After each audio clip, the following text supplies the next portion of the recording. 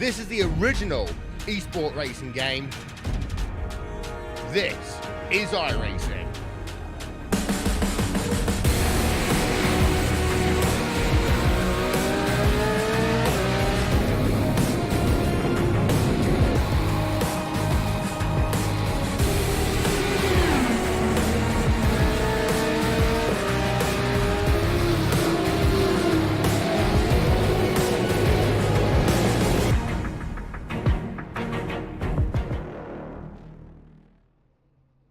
The month of February is a very special one. For those of us down here in Australia, we've got the Bathurst 12 Hour, and for the stock car racing world, the month of February is truly a grand one because we've got the Daytona 500 here in the International Division of the Majors Series. This is one of the first big, huge races of the year, and it's the first time in the history of this division of the Majors Series that we've had to split the drivers into two servers. That's how many entries we've got for this one here on SimSpeed TV and on the iRacing Esports Network. Proud to be presenting on this platform. Reese Gardner here, joined by Jay Kennedy. Jay, Daytona time. I'm excited.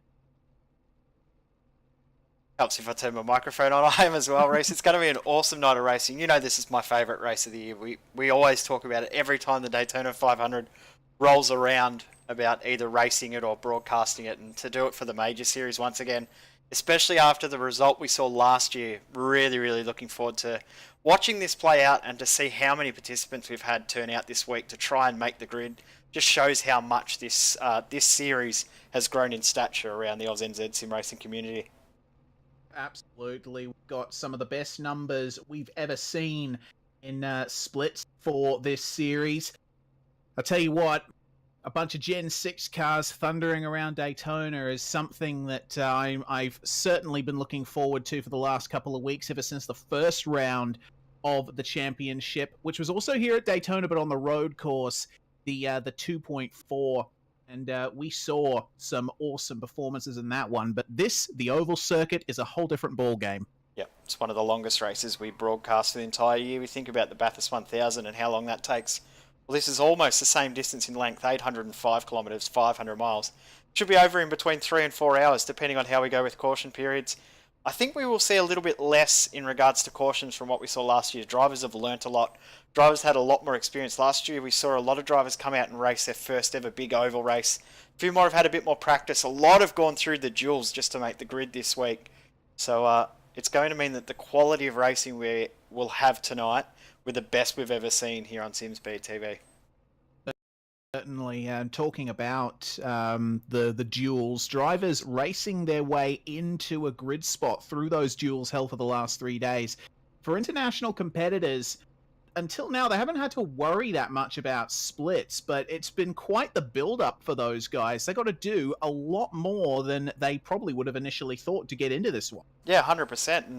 And we saw up until about 5 or 6 hours before the broadcast, I think there was only 3 or 4 spots up for grabs from proper qualifying, so actually punching out the fastest lap times. So it's meant that the field is extremely stacked. The quality is so high, and looking through the names, it's a who's who of sim racing in Australia and New Zealand, and also we've got some big international names coming over as well. A lot of very experienced oval drivers racing tonight in both Australia and New Zealand, and also overseas. So it's going to be a really interesting mix of drivers. Some drivers who we know have got some great outright pace, very inexperienced on the oval side, but are really going to throw a bit of an extra curveball in the middle of the field. Looking forward to seeing how some of those guys go as well. Yeah, certainly. Guys like John King, the guy who won the last Daytona 500 in the International Division. He is the reigning champion from last year's race. Talking of champions, though, a marked absence is the reigning champion of the series, Josh Nowak. It's his birthday, so he's having to miss this one. And Chris Norton, title contender last year, did not qualify for this split. So that's a couple of notable absences, which a lot of the guys in this field, they'll be scrambling to fill and get some valuable points. Yeah, 100%. They'll be racing, Norton will be racing in a separate race, which is happening at the same time, not broadcast. So A little bit of different pressure for those guys. They lose the pressure of the broadcast, but they really have to get some big finishes. Really want to get a top 2, top 3 to make sure you get as many points as possible, because if you get a bad result today, your opponent gets a great result at the front of the field in this one. It's going to be a really, really tough start to the championship. Nowak, though, it's really, really tough for him to come back. I mean, we know we've got drop rounds, but to lose points early on in the season, especially in a race he did very, very well at last year, going to be tough for him to continue on and retake his title for 2019. Yeah, certainly. And all happening at the start of this season, and it is a very long season indeed. We don't end up finishing up in this series until, I believe, November, December. It's quite the long series we've got here. Every round, of course, being presented on the iRacing Esports Network. You can see that at the bottom of the screen. Subscribe to this channel that it's being broadcast on right now. You will be able to get your fix of iRacing action, some of the best series on the sim being broadcast by the best broadcasting firms on iRacing, all here on the iRacing Esports Network. That's great. Yeah, and it's a big weekend here on the iRacing Esports Network as well. Of course, the Bathurst 12-hour broadcast will start around about 6.5 hours time here on the iRacing Esports Network. Going to be an awesome night of racing. We saw some stacked grids or some stacked teams in that event. So make sure you do stay here on the iRacing Esports Network after our broadcast, because that won't be too far away afterwards. It's going to be a really, really cool 24 hours of racing with that and a few other broadcasts. But you can see the drivers are just starting to get out on the track now, because they've just completed their drivers briefing in the offices here at the Daytona International Speedway. Get some cars out on track, and we'll run through who we've got in this field, who to watch, who are the contenders, and who will be the dark horses. Yes, indeed. So out on track at the moment, the first out the pits is Scott Kukas in the number 85 machine, but just behind him in that 074 machine is Daryl Hockey, who currently has the fastest time in this practice session, 43.824, only 100th ahead of Daniel Stevens in the number 66. Even in the practice session, that just goes to show how small the gaps are at this track. Yeah, and the difference in time between one lap pace when you're out there by yourself and when you're in the draft in a big, massive pack of cars is incredible. It's about 3 seconds quicker in the draft. Top speeds are around about 25 to 30 kilometers faster when you're in the pack drafting away. So we're going to see a lot of drafting. We may not see as much side draft as we may have liked in previous years, but hearing reports that there are a couple of teams that have sort of worked out the side drafting very, very well, and we'll see a lot of drivers actually start to work together with their teammates to make things work. But the big thing that I know a lot of people have been practicing in this session and all throughout the weekend is green flag pit stops. If you can nail a green flag pit stop, pull up at the mark at the exact speed, get into the pit box without exceeding the speed limit, pull up on your marks perfectly and get out there and have someone to work with when you come out of the pits, that'll put you in good stead later on in the race. Potentially could be a race-winning move. Yeah, absolutely could. That's something that we really don't think about enough, those of us who aren't well versed in oval racing, is the power of the green flag pit stop. Because obviously Daytona being the super speedway that it is, we're looking at Jake Fox just demonstrating what the drivers are going to have to deal with in the race here. Lots of close pack racing here. The amount of cautions that happen at a track like this, it's not like your short track where every couple of laps someone's bumped around and the safety car comes out. These guys can race for laps at a time in these exact conditions, but with about 20 other cars around them. That's the kind of stuff that they got to deal with. So if you want to make a pit stop in those conditions that are going to go for the majority of the race, you have to get it right. You absolutely have to. Yeah, 100%. You really have to nail the pit entry as well. We see already in this warm-up or in this practice session, cars that have come into the pits and trying to get and absolutely nail that pit entry, use every single tenth that they can, and are absolutely exceeding it by a mile, putting it in the fence. So that'll then add a little bit of extra caution to those drivers that maybe haven't nailed it in practice. That could then leave them open to making big mistakes when it comes for the race, maybe even braking way too early and getting nailed from behind by guys that have practiced it a little bit better. So it's going to be really crucial. As we just see those guys that we were just watching there with Fox, Bo Albert, they're just making that outside work. They just loop around that pack that we were watching previous. I must say, coolest looking cars out on the grid. How good are those MFR cars look. They're the 66 on the outside of Daniel Stevens.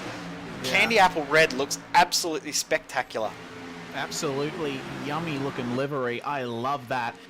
Awesome stuff. We've also got a couple of SimSpeed liveries out there. No, we won't talk about those, boys. Yeah, no, we won't. They're not going to be factors, surely. It's all about everyone else in this field that we want to talk about at the moment. Bo Albert in that 06 car. A couple of our resident commentators and racers here at SimSpeed have decided to band together under one team banner to compete in this series, the likes of Simon Mazzomo and Bo Albert. We take a look once again at Darryl Hockey as he goes across the line. That Dog Bear team, the number 85, Shane Bowen is in the 61, but it's that Dog Bear car. That team is one to look out for on the ovals. We should keep an eye on the likes to Scott Kukas. Yeah, 100%. Dog Bear, always one to watch in this series. Oval racing is very much their forte, so watch out for those guys and see what they can do as they progress through this race. Should be very, very good to watch. We're going to see a lot of names that we haven't seen previous as well.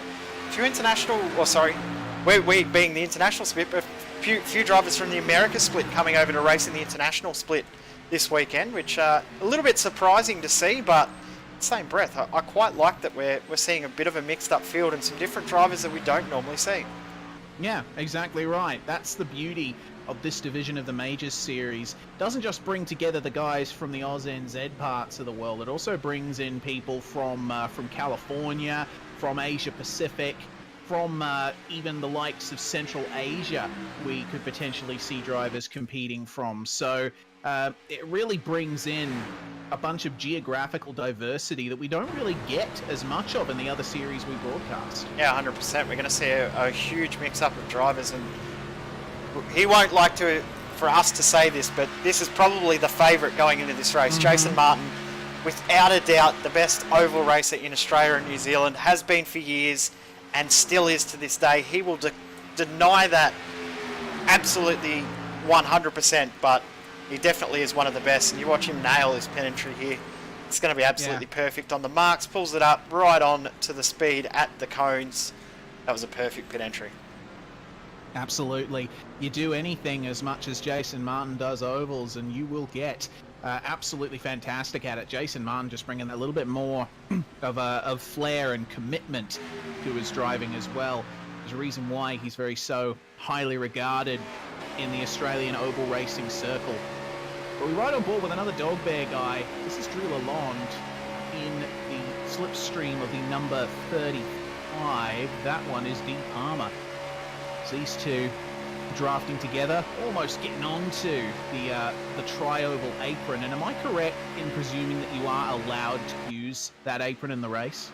You are allowed to use it, but you cannot pass below the yellow line. So you need to be careful making moves. If you're forced to go down there, obviously it's free game, but if you go down there to try and make a move below the yellow line, it is very, very frowned upon.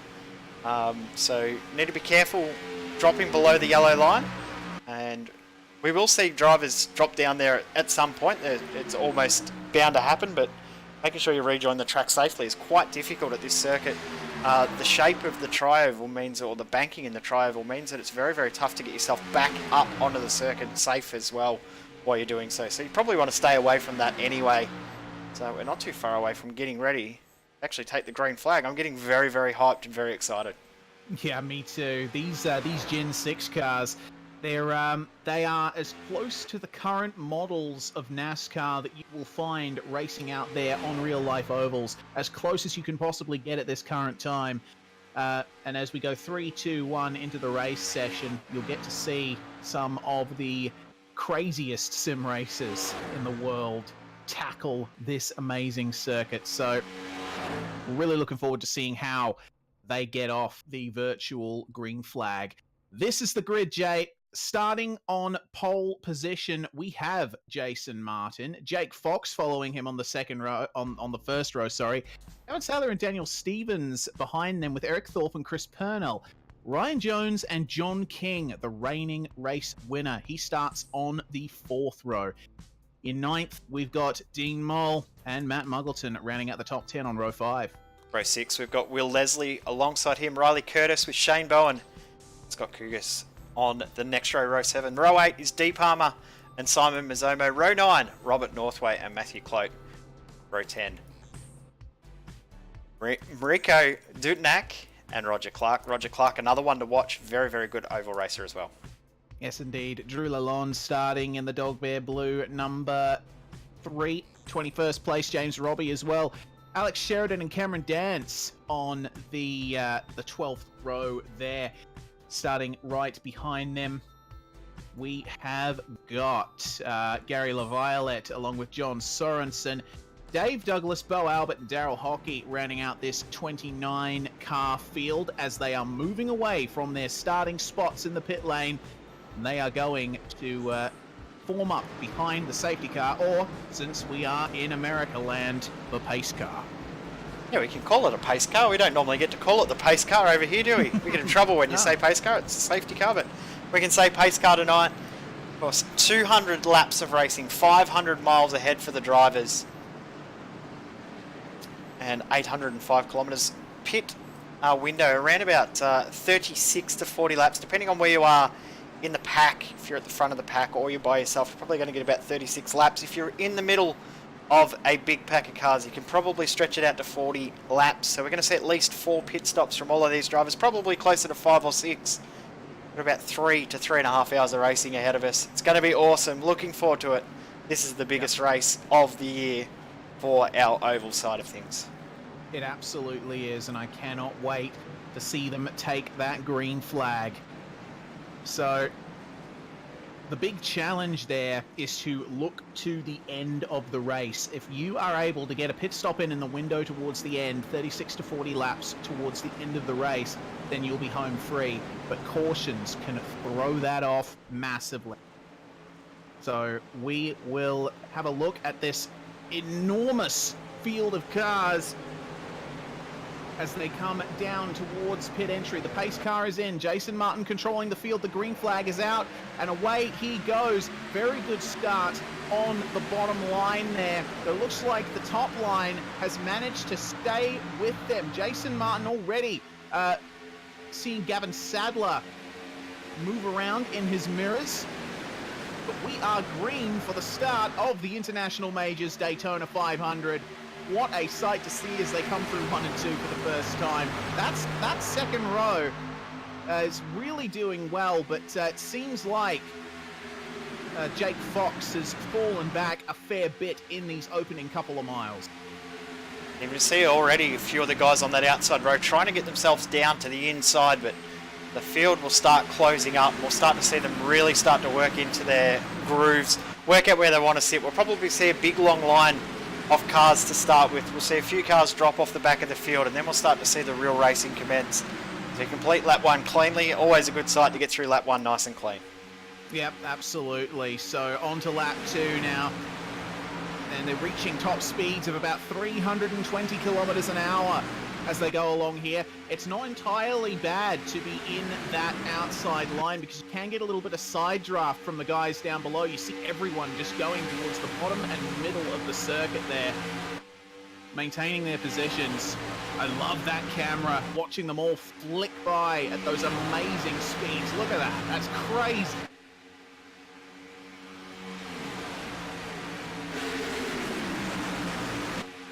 At the front of the field, Jason Martin, as we said, he's going to be one to watch. Started this race from pole, fastest qualifier. Also did a great job in the duels earlier in the week. Right behind him, though, Gavin Sadler, another one to watch too tonight. So 2 guys that are really, really going to be the big contenders right at the front of the field to start this race. Back in the field, it looks like we're all still in one. Oh, starting to get a bit of a break in the pack about midway through. It's surprised to see that big gap already starting to form. Yeah, it looks like up the front we've got a few drivers making a comeback on the upper line. Daniel Stevens heading the charge up alongside Eric Thorpe. You can see there's 3 cars up on that high line. Stevens, Purnell and Jones trying to make their way up there. Got Kukas actually a fair way behind everybody at the moment, I'm noticing, but those guys up the front, we're seeing a real push early on. It's only lap 4 out of 200. They don't want to get too feisty too early, but you can see they're starting to move around here. Gavin Sadler is getting a bit boxed in here. You've got to be careful too, because if that side draft starts to work against you, if you're on the inside and you start to get the side draft working in the opposite direction, you can really have a little bit of trouble. Those cars on the outside can draw you out there. So we're going to see here Daniel Stevens. He'll come along right beside Gavin Sadler, and that will start to work against Sadler. Side draft nowhere near as aggressive as it has been in previous years. Saying that though, the MFR cars have really made the side draft work. They've been able to make the outside line work throughout the week. It's going to be great to see whether they can make it work later on in the race. But right now this is about just finding your feet, working out who you can work with, who you're able to bump with, who you can push, who you can sit behind safely. Whether you're happy to be behind the car you're behind, or whether you want to get out of that and find someone else to almost be your teammate essentially for this first phase of the race. Yeah, that's one of the big things that I love about super speedway racing, is that it forces drivers to work together in ways that they wouldn't necessarily do in other forms of racing. And you can see Stevens has got a fantastic run through the tri-oval and up towards the first part of the circuit. Martin and friends are going a bit better through the turns, but once they get to the straights, you can see Stevens just has a little bit of an edge there. That'd be a little bit of a bump draft from Purnell behind him. The front 10 or 12 have already started form a little bit of a breakaway from the rest of the field, but great to see that we're pretty much all one big pack for this stage. The top 22, there's a little bit of a gap back to James Robbie in 23rd, and Scott Kukas has dropped all the way off the back of the field. He's now 6 seconds behind, and he's going to really struggle to stay on the lead lap. But Daniel Stevens, Chris Purnell, they're doing a great job on the outside. We got told earlier in the week that the outside line was effectively useless and we wouldn't see anyone use it. Look at that. Well, we're completely wrong about what we've been told earlier in the week, and I am more than happy to see this. Yeah, and I tell you what, this is something that I did not initially take into account, but look at where everyone is gaining speed.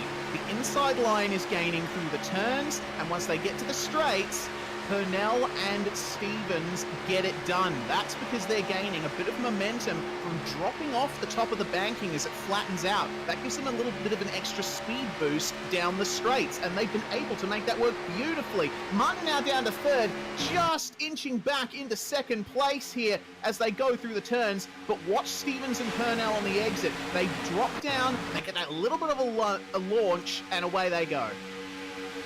Purnell wants to be a little bit careful, because if Daniel Stevens is a little bit cheeky, he could cut down in front of Jason Martin and take the lead of the race and lead that inside train. I don't think Stevens will do that. I think he'll try and wait until Purnell's clear, and then they both can drop down. But now we're 3 wide as Purnell drops off the back. This is a very, very interesting start to the race, but it's a fantastic start. Great to see that outside line working. Yeah, absolutely. You can see a couple of people further back in the pack using that, but Purnell and Stevens here up the front, they are the ones making the best use of it right now. Martin, of course, has the numbers advantage. He's got plenty of cars behind him to push him, but have a look. Once they get to the straights, look at Purnell and Stevens. They're just inching ahead at quite a rapid pace. There you can see again, exactly as you just said, Reece, straight away back through. We're going to see a lot of chopping and changing. So great to see. We're going to finish the first 9 laps under green, and we've already gone longer than we did last year. Last year we had 2 cautions within the first 10 laps. We're now on lap 10, and these guys have already worked themselves out, looking very, very under control. The only issue we're going to have, got another 10 laps, we're going to start seeing lap traffic. Yeah, we absolutely are. That's one of the downsides of super speedway racing. You have to be in the pack. You have to get those drafts. If you drop off just a little bit too far, say about 1.5 to 2 seconds behind, then you lose that draft. You don't have the straight line speed, and you are just going to lose buckets of track position. Yeah, if you go down a lap, at this stage it's not a huge issue, but if you go down a lap and you have someone else go down a lap with you, then you're going to be fighting all race to try and get that lap back. Of course, lucky dogs do play a part throughout the race. If you don't know what a lucky dog is, the first car one lap down does get a wave by under caution. So they, if you are the first car one lap down, it's not the end of the world. But if you've got multiple cars a lap down, start to see racing within racing, and that's when it can get really, really messy as well. Yeah, that's exactly right. It's that these guys really want to avoid. If you've got a couple of lap cars battling with each other, and you're one of the leaders embroiled in a battle of your own, you're in two minds about it, because neither party wants to interfere too much in the other, but they kind of have to in a position like this. It's a game of chess at 200 miles an hour, where nobody is quite sure what the opponent's next move is going to be. The outside line definitely working now. So Daniel Stevens gets it working. Oh no! There we go. And instantly, that was, oh my goodness, a lot of cars getting involved in that. Big shame there. And those were the guys that we've been praising just then, making that outside line work. And just like that, Stevens was turned around. Disastrous too for Daniel Stevens. His car looks a little bit second-hand. Of course, drivers do have a spare car, so we can see the guys get back out there and get their cars repaired and going again. But yeah, we were just praising. There's just a little bit of contact between Purnell and also Stevens, I think, that just caused him to get a little bit loose here. You just see a little bit of bumping through the corner. It always is a little bit questionable whether that will work. It's a lot of cars involved in that one. Purnell did get caught up at the end. It's pretty much half the field involved in that one, in one way or another. Yes, indeed. I was going to say the likes of Gavin Sadler caught up in that as well. He was running in second place, but our leader, Jason Martin, has escaped the worst of it. He maintains the lead, and Eric Thorpe and Jake Fox have been promoted to podium positions. How did they get out of that? How did they not get involved? Especially when you saw Sadler get cleaned up. Eric Thorpe was right underneath that rear wing of Gavin Sadler, so he did a great job to avoid being involved in that one. But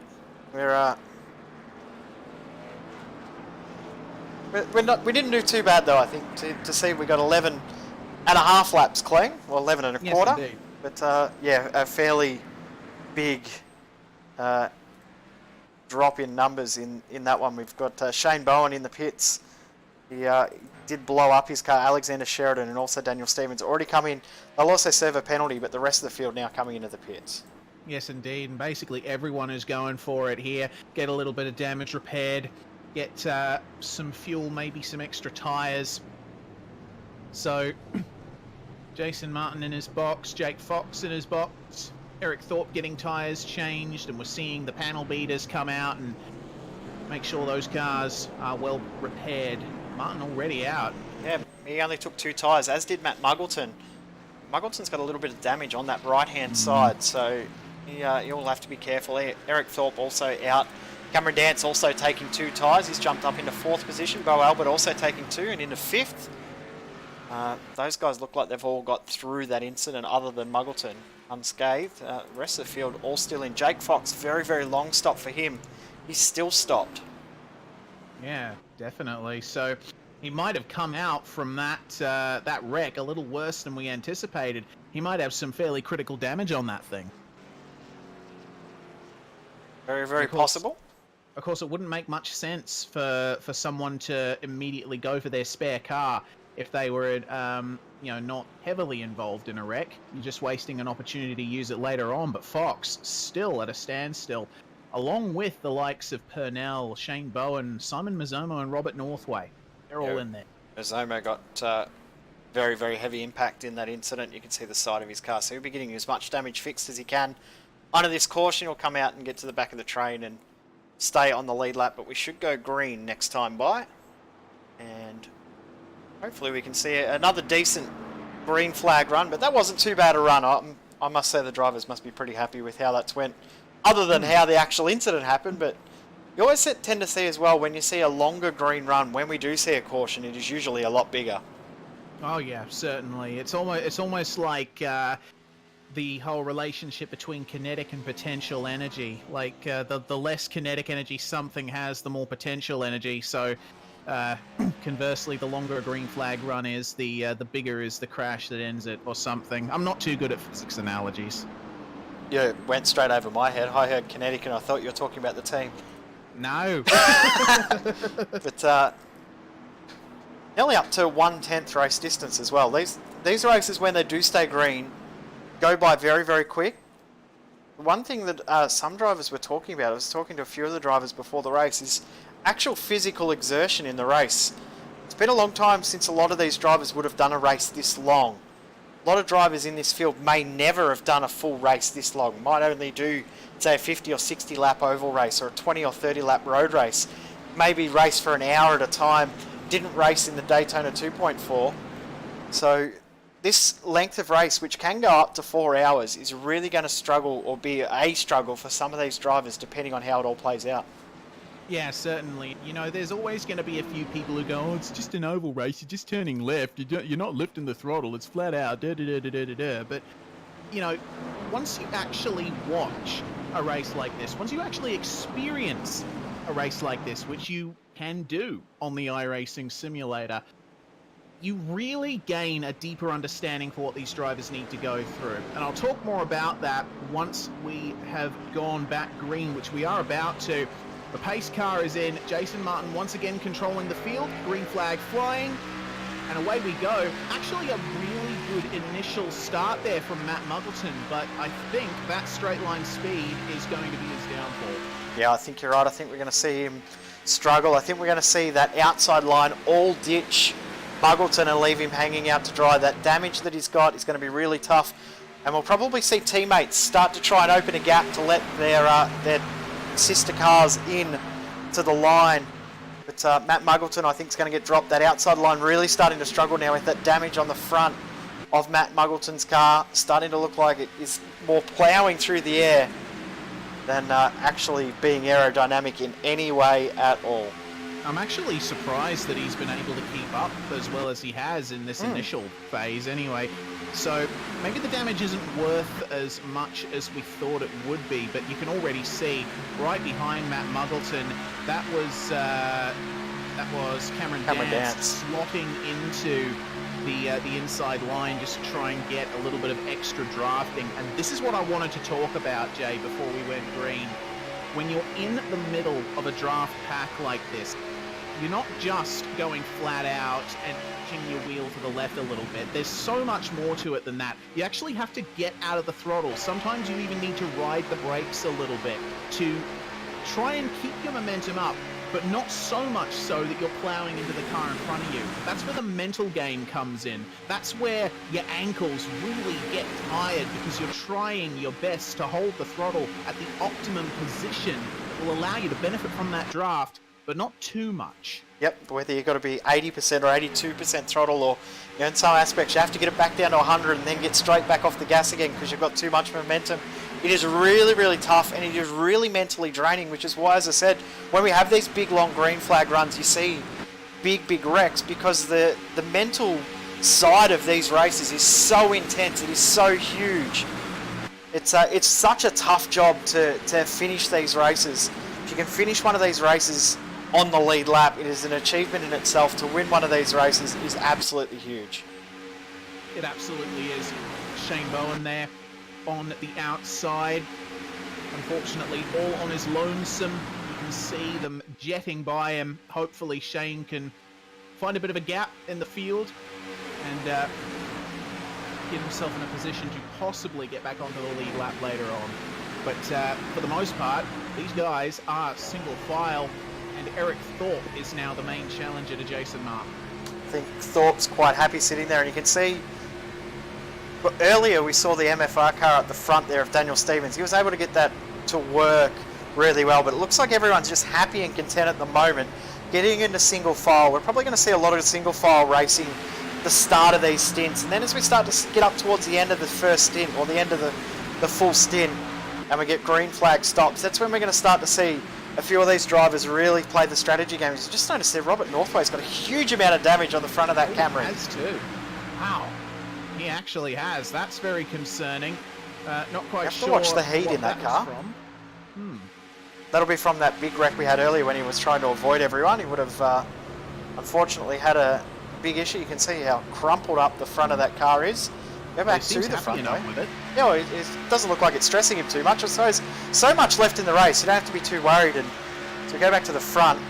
Love that Eric Thorpe's running Josh Nowak's car just to make it feel like Josh is out there on track. It threw me a little bit in practice. I'm like, hang on, Josh isn't racing. Who's driving that car? Josh's clone, Eric, apparently. As you say, Jake, he does seem pretty comfortable sitting in there behind Jason Martin. A little bit of weaving going on, but not too much. I think that's just so he can more or less see where he's going. We've only got one car up on the high line now. Everyone else is well and truly sticking low. Yep, and you see when they come down the back straight, they're all sort of fanning out half a lane. Just that's to get a bit of air into the engine. So the amount of tape that some of these cars are running will really differ between the front and back of the field. The amount of tape then obviously limits the amount of air that can get into the engine. So then they want to try and expose the car to get more air into the car. As you're just noticing, Simon Mazzomo is about to go a lap down. This is going to be a bit nerve-wracking for him. I know that Simon hasn't done a huge amount of oval racing. He's about to get absolutely swamped by the entire field. Look at the rate at which everyone is catching him and passing him. He is so down on speed as well. Yeah, that would be a very stressful position. I don't envy Simon for being in that position. We've just gone 1/10 race distance, I believe, Jay. Yes, we have. We are now. already done 50 miles, 80 odd kilometres of racing. Amazing to think how quick a race goes here at this circuit when we do 800 kilometres of racing. Makes it sound like an even bigger race when you're talking kilometres, doesn't it? It absolutely does, and I suppose, yeah, it would fly by when you're doing a lap speed that basically doesn't dip below 315 kilometres an hour. On board here with Matt Muggleton, and great to see Matt in his car supporting the Joyful charity. It's a really, really good cause that the Delta Force Racing crew have got behind. Absolutely. Matt running. Well done to Matt and Delta Force Racing. Yeah, Matt running reasonably well at the moment in 6th place on track. So I'm impressed with the pace despite that damage. Yeah, I am too. That's really well played by Matt. I think he'll just gradually repair that damage over future pit stops, and as long as he can stay within reach of the top 6 there, as we see Mazzomo going back into the pits. He'll be getting his spare car, I feel. Yeah, I think that'd be a good decision at this stage. If he's just not able to get even close to the speeds that these guys are doing, then it would be a smart decision to take the spare I got a car around. now. Oh no, Roger that's Clark. Oh yeah, that's one of the Middle Finger Racing boys there. That's obviously not the route that you want to take through the bus stop chicane on the back straight. I think he may have actually had a little bit of help and ended up on the infield from his teammate, possibly. No. I'm not sure what car that was. That's odd. I'm going to go back. Robert Northway, I believe that may have been. Interesting. Well, we stay green from it. Yeah, it was Northway. Yeah, Robert Northway just coming down, I think, on him there. Another look on board here. Looks to me like Clark did move right just slightly, but Northway came down a bit more. Both just sort of met each other, didn't they? Yeah. Either way, that's a real shame for Roger Clark. He's now smoking down on the apron, trying to get it back to the pits. Smoking's bad for you, Roger. Give that up. Yeah, certainly. Hopefully he can bring it into the pits. If he can't get it into the pits, this could actually bring out a caution. The driver's come past while he's got a bit of smoke billowing out like this. We could see a caution come in. It should be okay. So we'll stay green at this stage, and he'll get into his spare car and get going again. So won't be stopped for too long. We go back to the front though. This front 20 odd cars, just quite happy. 19 cars in this front pack at the moment. That's a glorious sight. It is. You look on board, Jason Martin on his roof looking back. It's just this long snake of cars going back along the circuit. Pretty awesome to see. It's great to see that so many of these drivers are just happy and content and are actually thinking logically about the length of this race. We saw last year's race that the first 50, 60 laps, so many drivers in this field sort of forgot that it was a 200 lap race. Didn't really matter where you were until about lap 150, 160, and then you start to worry about it. But this year, I mean, we've obviously had that big incident early on, but other than that, the field has looked really, really good. They've looked really, really in control. Jake Fox was seen back in the pits again, though. Something's not right with Jake. He had that very, very long stop before, and he's back in the pits again. He's now a lap down. Green flag stop. That's no good for him. Not quite sure what the reasoning behind that is, but you are right, Jay. I think this race really shows a new sense of maturity, maybe a bit of a coming of age for a lot of the drivers in this field who would have been one of their first experiences with long-distance oval racing in last year's 500. Now they come back knowing what the risks are, knowing what mistakes can be made, and they've come back to it and are doing an incredibly good job out here. Yeah, 100%. It's great to see. The maturity level has grown. There's a really, really strong oval community in Australia and New Zealand, so they've really worked hard. I know that Roger Clark is one of the leaders behind that. So disappointing to see him have that incident, but great to see him still going.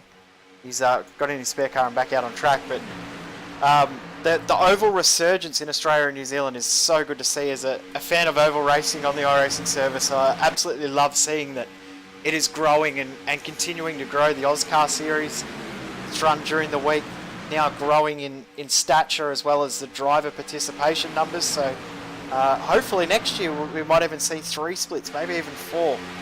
I'm ambitious enough to think that we can get 3 or 4 next year. Yeah, I think that's a reasonable prediction to make. Like racing with the ANSCAR boys, as I had over the last few months, I was really impressed by their dedication and their commitment to the fun of oval racing. So I think it's a really good idea to promote this sort of stuff in the AusNZ community. So if you're on the fence about oval racing and you're in the AusNZ community, give it a shot. It is really, really awesome. It's fantastic to take part in. It's a lot harder than you think. Yeah, it is absolutely. So much harder than you think, and so rewarding when you do a great job too. Absolutely. Just hearing that they actually had their Daytona 500 last week. I remember it was on last weekend, and they had 97 laps at the start green. Wow. That's amazing. That's impressive. That's very impressive. From memory, I believe that Jason Martin won that race as well. I'll probably get told that I'm either right or... Well, I will get told I'm right or wrong. Well, either way, you can almost guarantee that he took part, and it was very good practice for this. Definitely was. So we are now 20 laps since that first caution, so we're about halfway through this stint, which is now when drivers will start to scratch their head and try and work out what to do. And just noticing from this shot, looking back, that Matt Muggleton, we saw that damage. I'm wondering if he's struggling with heat because he's moving to the side a little bit on the actual oval as opposed to just on the straights. Also seeing Daryl Hockey trying to try and make this outside line work. Shane Bowen tucked in behind him. Sorry, it's Riley Curtis on the outside. So the outside line starting to reform a little bit. It was Jason Martin that came second. His teammate, though, Josh Mecklemore, won that race. Okay, well, congratulations either way. It definitely takes a lot of talent, blood, sweat and tears to win a Daytona 500 in any capacity. So, it does, Race. Yeah, it certainly does. I still have not been able to finish one on the lead lap. I somehow fluked a win. Everyone knows I've talked about this so many times, but I did fluke a win in the iRacing official Daytona 500. It's a long time ago when I used to race, though. Yeah, certainly was. I believe you ran that one as well that night. Yeah, I think I did. I made contact with a car in the pits. Turned him. So that should tell you enough about how my race went, but we got another race to focus on here, Jay. Have a look at Riley Curtis and the number 61 of Shane Bowen. they have actually managed to start making a bit more ground on these guys down the back of the field. Yeah, of course, Shane Bowen is 2 laps down now. He won't get a lucky dog if the caution comes out now because Jake Fox is only 1 lap down. So Bowen really has to start working with this group, try and come around and pass Jake Fox and get ahead of him. There is every chance of that happening though. Now Bowen, as you said, trying to get that outside line working. Martin, Thorpe, Albert, Dance at the front. Very, very content on just sitting there and making that line work. As just seeing as well, got another driver starting to come out there. Oh, actually, no, that's a lap car. Yeah. That is Mr. Roger Clark there, who's in his way out onto the circuit. He's down in position 29 right now, but he could potentially be another tool that is used by Curtis and Bowen there. Possibly stick with them. See if he can do it. Gonna go 3 wide into turn 1 there. Always a scary one when especially if you're in the middle like Bowen is. Well, that outside is starting to work because you can see Curtis now is up to 11th position. He was right at the back of this train 6 or 7 laps ago. Now he tucks back into the inside. So he's gained half of that pack, about 8 or 9 spots. So that outside can work. Yeah, and he's still got heavy damage on that car. So the fact that he has been able to preserve pace and make more gains is quite fantastic. Have a look, he's got a hell of a run on Ryan Jones. That is fantastic.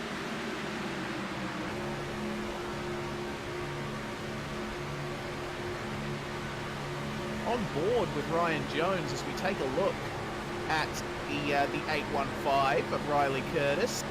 You can see how beat up that car is, and of course gaining through the turns once they get onto the straights. There's that momentum thing I was talking about earlier, and if Curtis can swap back into the inside for a couple of seconds more, he'll be able to get another really good run here.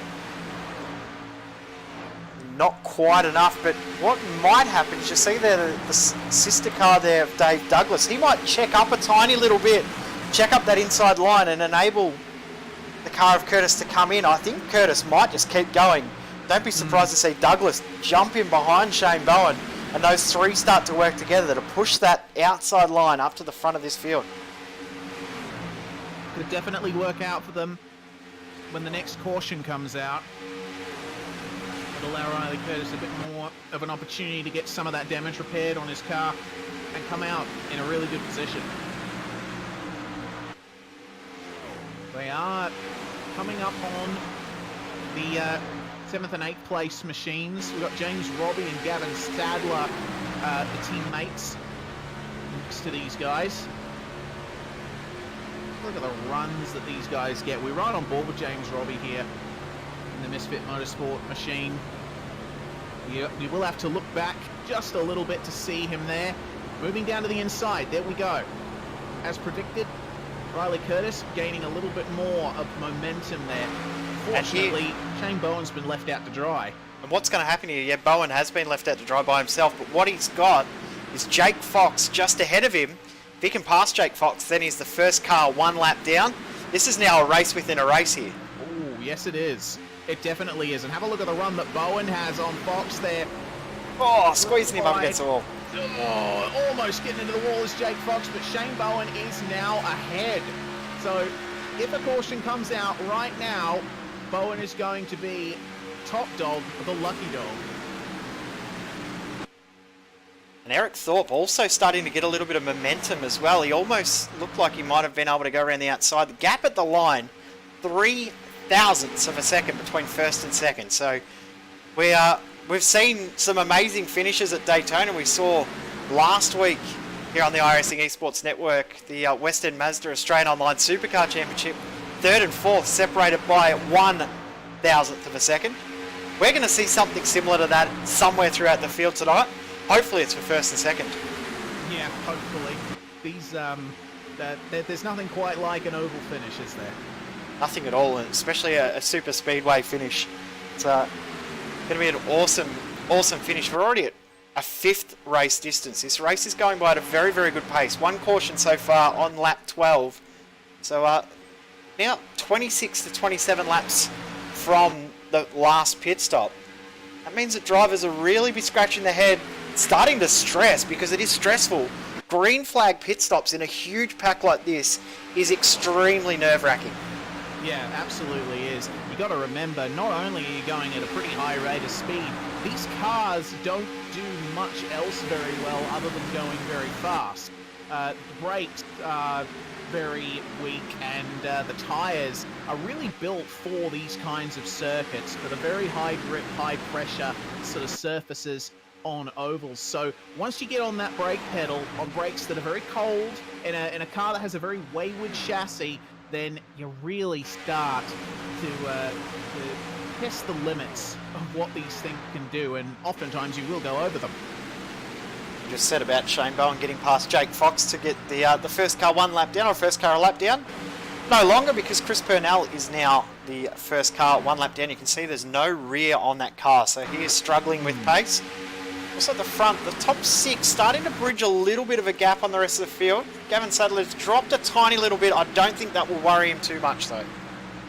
No, don't think so. He's got help from his teammate there behind him, and he's still well within draft range of Matt Muggleton there. So if these guys drop off a little bit, I don't think that's going to stress them too much at this stage. You see Eric Thorpe just there up ahead, getting out of the draft, a little bit more engine cooling for him. So he's obviously starting to think about his temperatures a fair amount. Matt Muggleton as well. He's I still can't believe he's managed to vault himself up there with that damaged car. Yeah, Very I can't well either. played. He's got so much damage, I don't know how he's doing it. Jason Martin, though, he's looking like he's just happy and content. Probably knows that he can trust Eric in behind him there, knows that Eric won't do anything silly. He knows that Eric is a very, very mature driver in these things. He's done a lot of racing, so Eric Thorpe, probably one of the best drivers to have tucked up under your rear wing. You know he's not going to do anything silly. You know he's not going to give you a push through the corner. Just be nice, content, and happy. Sitting there at this stage, these front 6 actually look really, really relaxed almost in their current pace. Now coming up to 30 laps since these guys pitted, so only about 7 or 8 laps away from seeing green flag stops, Reese. I didn't think that we'd see green flag stops this early in the race. Fingers crossed we still do, but yeah, I'm amazed that we're at this point. Yeah, I didn't think that we'd see them either. Cam's tucked out a line. Oh, tucks back in just in time. Yeah, just going out on the straights to get a little bit more air into that engine. But you are correct, Jay. These guys, they've got a very relaxed sort of demeanor about them up the front. Usually in super speedway races I've been in, it's been this real frenetic dash, and you're constantly second-guessing yourself and what drivers are doing around you. But these guys, nah, they're looking very relaxed. They know what each other is doing. And it's just a case of waiting until the green flag stops, which will most likely be coming in the next couple of laps. The predictometer as well saying that the race pace at the moment, we should be done in about 2 hours and 35 minutes. So wow. Incredible the pace that these guys are going at the moment. So if we see that sort of race pace, I don't think we would have seen one in that quick, but I'm sure that at some point we'll see another caution. I can't see us going another 155 laps green, but we have seen some very, very long green flag runs in the international division of the majors, in the oval side of things, both in the IndyCar last year. We also saw some huge long green flag runs in the Indy 500. We saw some really big ones in the World 600 as well, so not foreign to these guys getting some big, long green flag runs. Yeah, certainly not. These guys, well, we did mention about the difference in care taken between the last Daytona 500 and this one, but you can almost see overnight the change in the attitudes of the field when they came to places like Charlotte and like Indianapolis, being able to have those really long green flag runs. I think at this stage, it's all about care. It's all about just stepping lightly, making sure that you don't tread on each other's toes too much. That's exactly what these guys are doing here. Still single file. And content being single filers. Yes. But there was a lot of chaos and mayhem in that mid-pack last year. Guys that were like, oh, I'm getting dropped off. But you even notice this secondary pack here with Matthew Clote, Alexander Sheridan, Daniel Stevens, and a couple of lap drivers as well in there too. It's Roger Clark as well. These guys don't look phased. It's a long race. They're just all working together. It's just a very, very content group of cars, and there's 20th, 21st, 22nd, and 2 lap cars in this pack. They don't look stressed at all. So 19 cars in the lead pack, separated by 3 seconds. That shows you how close the racing is as well. Yeah, certainly. We've got another lapped car that the leaders have come up on. Scott Kukas, just running that high line there. He's currently on his lap 47. So, doing the right thing there, staying up. Maybe once this pack passes, he'll find a place to slot in and hang on to the rear of this pack.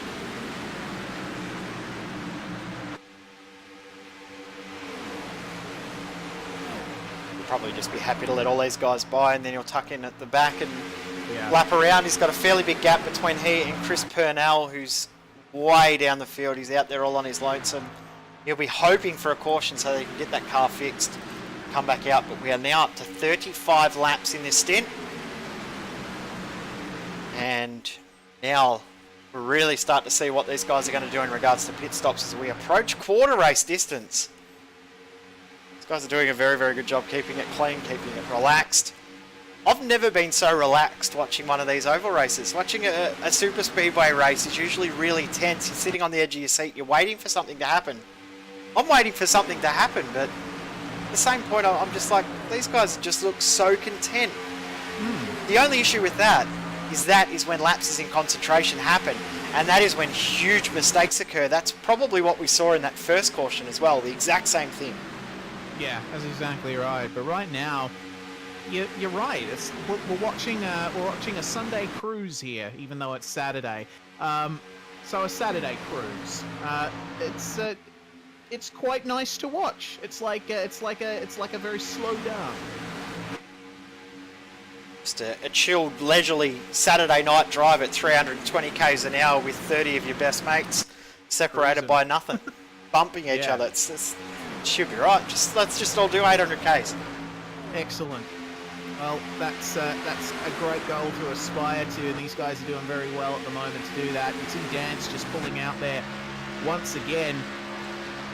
Talking to Cam earlier in the weekend, he was one that was running a lot of tape. So it's probably at the point now where he's starting to stress a little bit about these temperatures, knowing that just hearing there that Jason Martin actually getting off the throttle a little bit. So even at the front of the field, he's getting off the throttle just to make sure that he doesn't make too big a gap at the front with the momentum.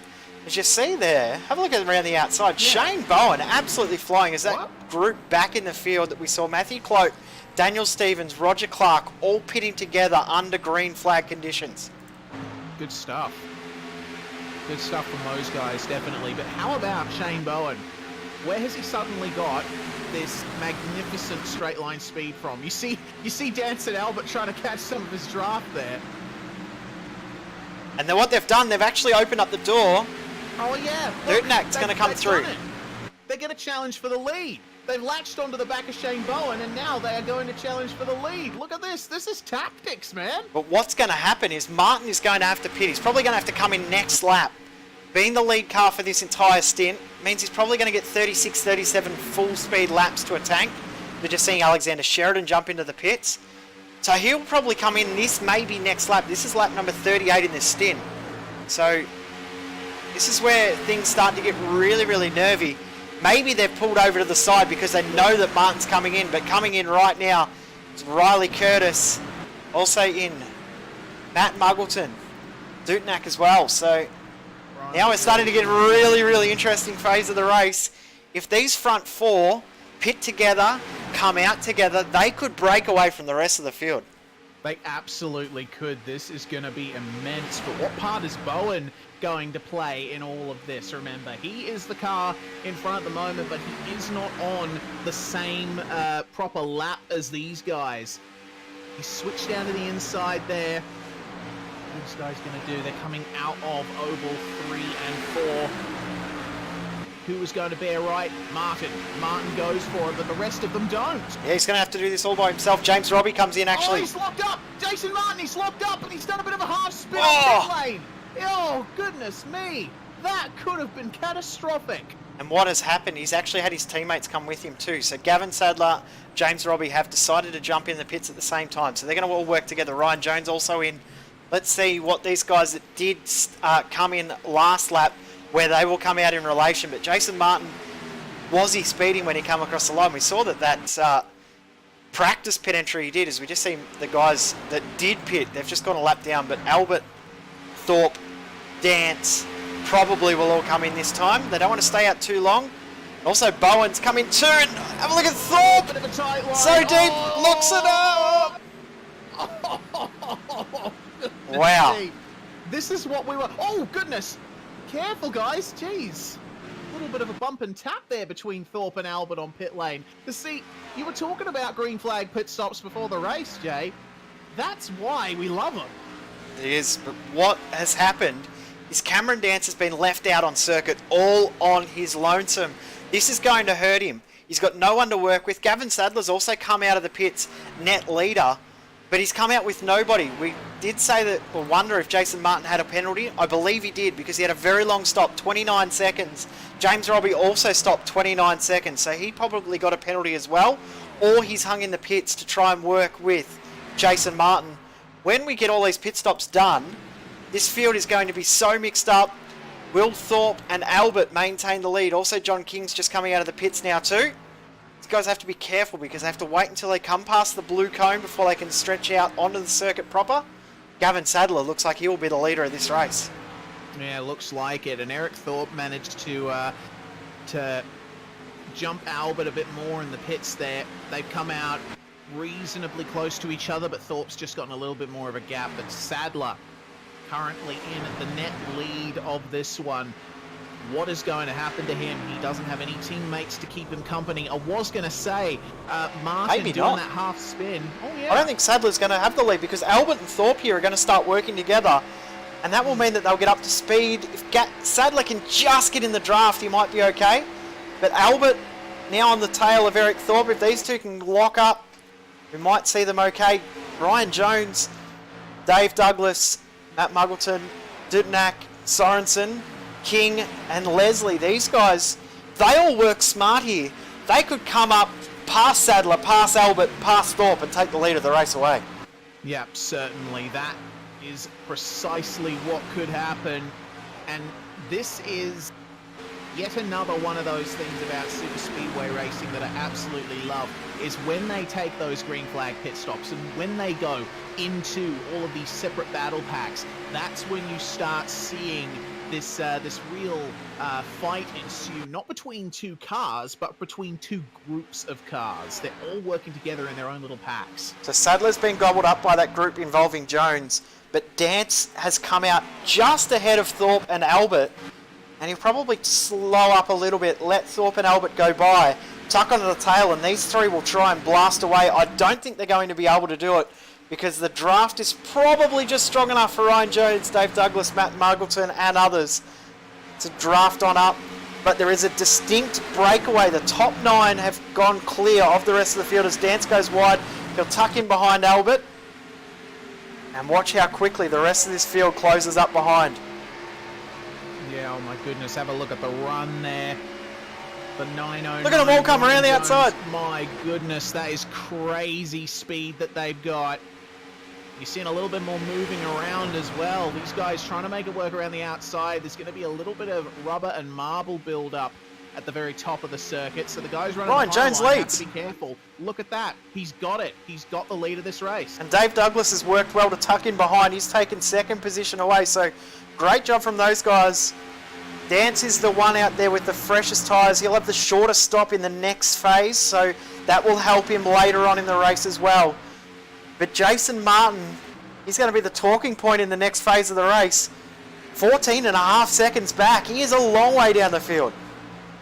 Certainly is, and I would have thought that his half spin was almost a blessing in disguise because it brought him more in touch with his teammates who could help him get back up, but nothing much seems to be happening with those guys at the moment. So definitely we'll have to keep an eye on the Misfit guys and Jason Martin just to see what he does, really. Well, the big thing with it is that obviously he had that penalty. Gavin Sadler, he just went. He decided, well, I'm going to go and try and get up in that lead pack. What Sadler probably would have been trying to do is try and get it to the front of that pack and maybe even try and check the field back a little bit. But what I'm noticing in regards to the live speeds is the fastest car out on track in regards to the live speed down the back straight is that pack involving Jason Martin, James Robbie and Drew Lalonde. They're getting up to 330 down the straight. You've only seen these lead guys. It's incredible when you look at it like that. These lead guys only getting up to 327. So there's a noticeable difference in regards to speed. That lap by there, Jason Martin, what did he do? No, he's about half a second off the pace. So even though they've got that great speed, they're not quite able to match. I don't think they'll take too long before they get up to Dean Mole, and he will jump in and join them as well. It's right on cue. Yeah. There he is. Yeah, but look at the speed that these guys have got over him. I think Mole may even have lifted slightly there. So it's just the pace difference from the draft and working with another driver. But Mole will tuck in behind Lalonde there, and those guys will work together. And also Jake Fox trying to get himself back into this race. Still 22 cars on the lead lap. We're nearly at a third race distance. This is just incredible, the pace of this race. So good to see, and all 29 starters are still in the race. Yeah, that is very impressive. I would have expected a couple of retirements by now, but honestly, the level of commitment that we've seen from these guys and the cleanliness of the racing, yes, we have had one caution, but aside from that, this has been a textbook Daytona 500 from these guys. Sadler's tucked up on the outside line, and he's dropped back in behind. I'm thinking Sadler's dropping back here to come back and help his teammate in Martin and also Robbie. Let's see in the next 2 or 3 laps how far Sadler drops back, whether that is a strategy or whether he's doing something else. These guys are very, very experienced oval racers. 3 of the most experienced guys all on the same team, being Sadler, Robbie and Martin.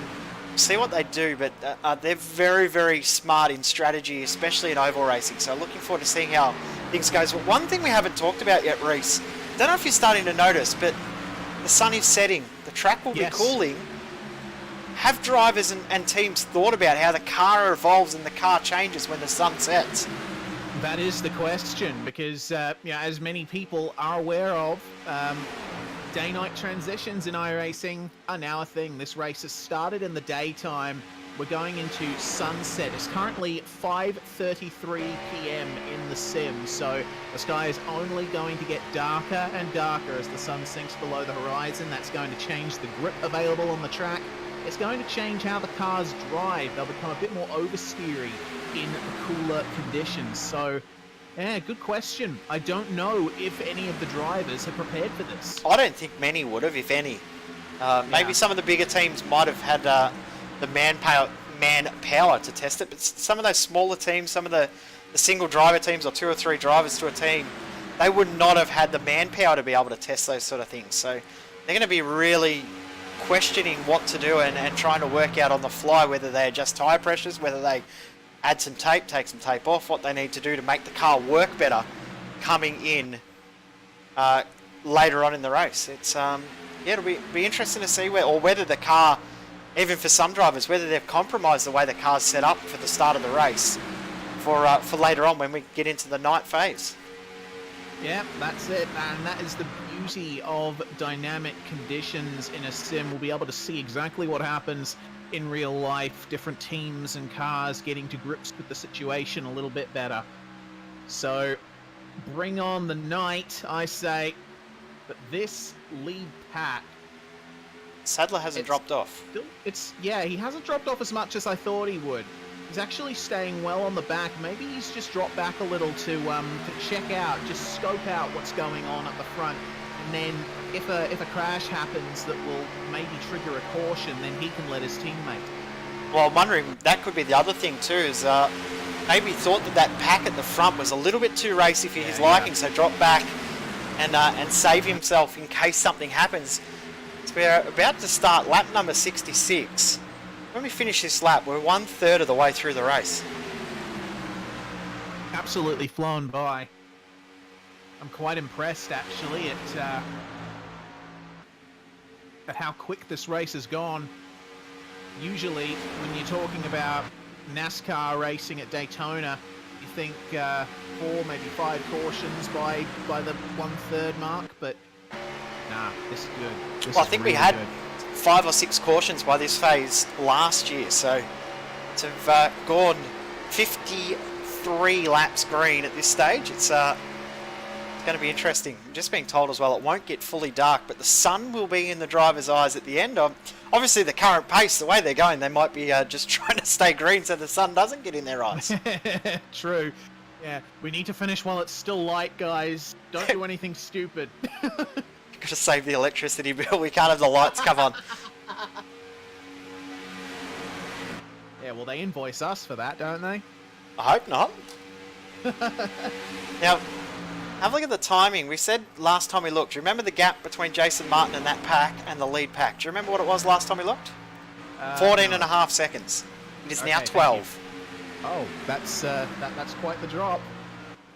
So interesting to see how much they're closing up. I mean, it's 2.5 seconds at this stage, but if they're closing up 2.5 every 5 laps, it's going to take a little bit to get there, but it doesn't take much of an advantage. Only takes one mistake, one little check-up from this front field, which they've now decided to go 2x2. So this could even slow up this pack. Cool. They could drop 1 or 2 kilometres an hour as they try and fight. That could be enough then to give another couple of attempts as Bo Albert has to drop below the yellow line. It's a little bit loose coming out of NASCAR 2, out of turn 2. So this pack definitely isn't as stable as when we saw that big, huge single-file pack earlier. Yeah, certainly not. It seems a little bit more leery, a little bit more movement going on.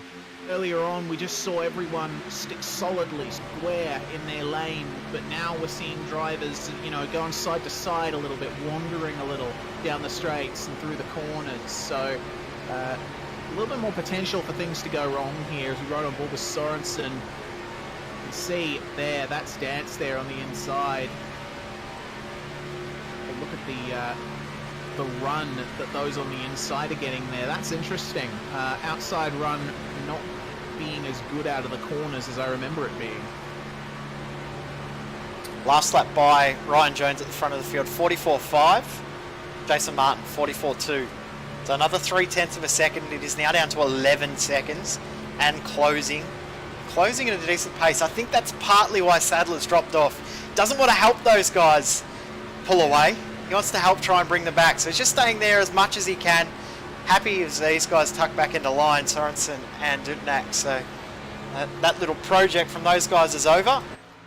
And Jason Martin now 11.5 seconds back and closing.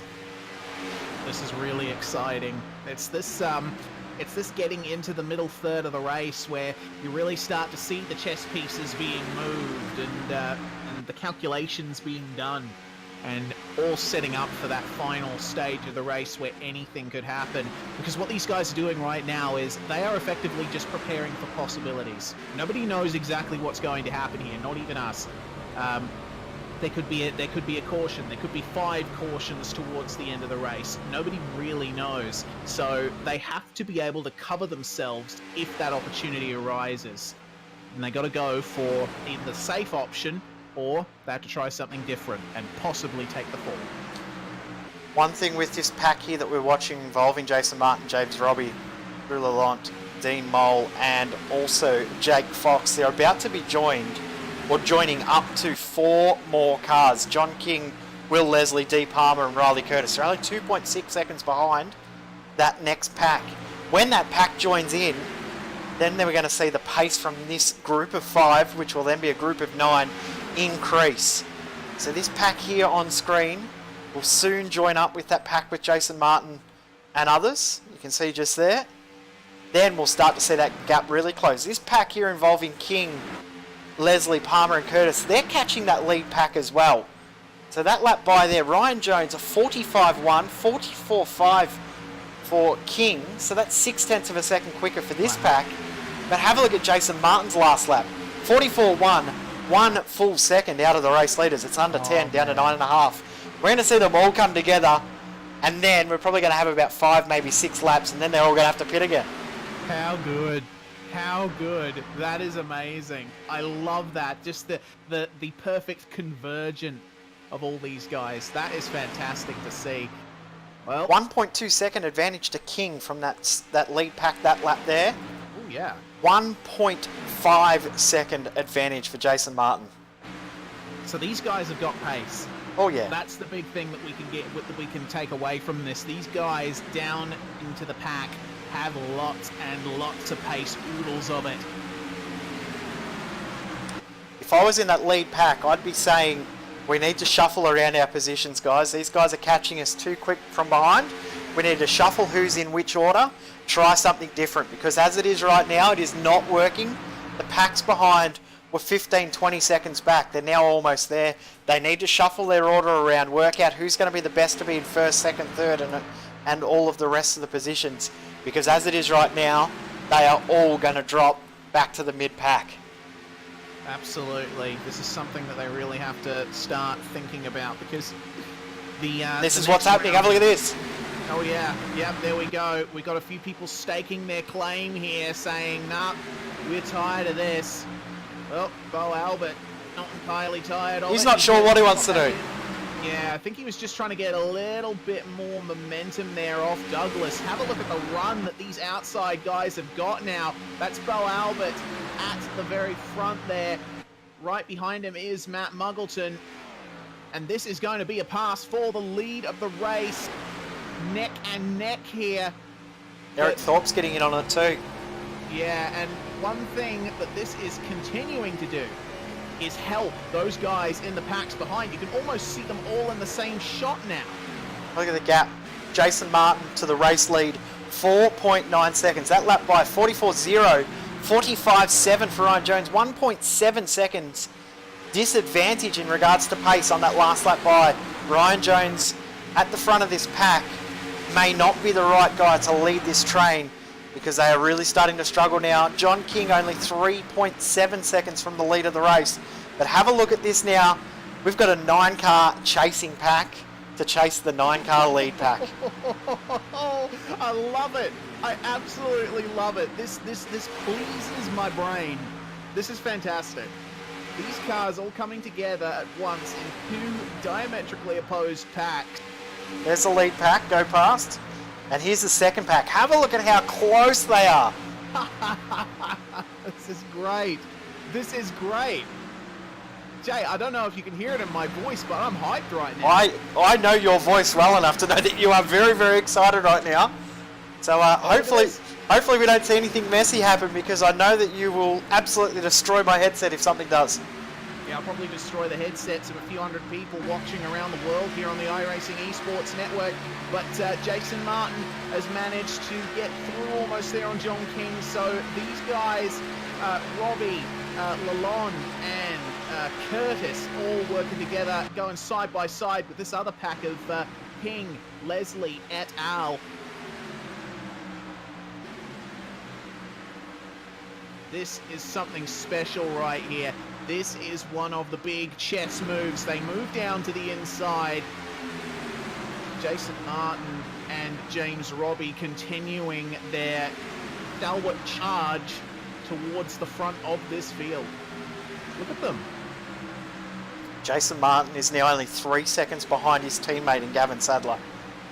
So that lead pack now, they've started to shuffle themselves back into line. Last lap by, back down to low 44 seconds again. So they've found their pace again now that they've shuffled that order around a little bit. They've all gone, hang on, we actually have to start working properly here. But Ryan Jones, Dave Douglas, Matt Muggleton now your front 3. But this 9-car battle is soon to become 18 cars all together. Indeed. Got a bit more lap traffic to contend with as well, because just behind Gavin Sadler, we've got Gary LaViolette in position 22. He's hanging on to the rear of this pack to try and make something of what has not been a particularly good race for him. But could certainly be a factor in this one. We're seeing them go by Scott Kukas again as well. So basically the vast majority of the field in these 1 or 2 corners. We're only 10 laps away from green flag stops again too, Reece, so that's where we're getting excited. This is an awesome sight to see. Last year we only had the 1 round of green flag stops in the entire Daytona 500 for the major series. We're not even at halfway, and we're not far off having a 2nd round of green flag stops. Incredible to see. Impressive is the word for that. Impressive. I'll tell you what's also impressive is Jason Martin's pace. It was Ryan Jones actually dipping into the 44s on that last lap with a 44.9, but Martin with a 44.023, taking 9/10 out of the lead pack there. That's immense. Look at how close they are now. That's insane. We're getting the draft advantage now too. Just looking at the live pace. 326 kilometres an hour through the exit of the corner. That lead train, 316, so 10 kilometres an hour difference. And just there, Jason Martin has done his fastest lap, the fastest lap of the race. 43.8. That's really good pace. So there we go. The 2 packs have officially become 1. Here we go, ladies and gentlemen, across the world. This is the kind of racing that we go to Daytona for, that we go to NASCAR for. This is pretty awesome. It's like the start of the race all over again. It is. What does Jason Martin do? We know he's got pace. We know that James Robbie is helping him and helping him very, very effectively and efficiently. Do we see these two go, well, let's go. Let's get round these guys up and go around the outside, or now they just happily tuck in, save a bit more fuel, try and negate that disadvantage they had from the previous stop? I think they'll just sit there for the rest of this stint and then push for the next one. Yeah, I think pushing for the next one is the wisest decision, because I'm thinking just in terms of space on the track.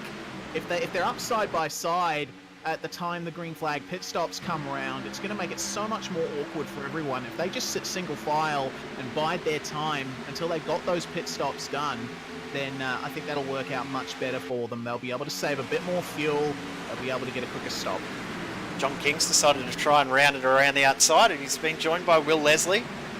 Also Dean Mole getting in there too to try and make this outside line work. Jake Fox is staying to the inside, but also ahead, we're just seeing as well the Illusion Motorsports guys deciding as well to shuffle it to the outside.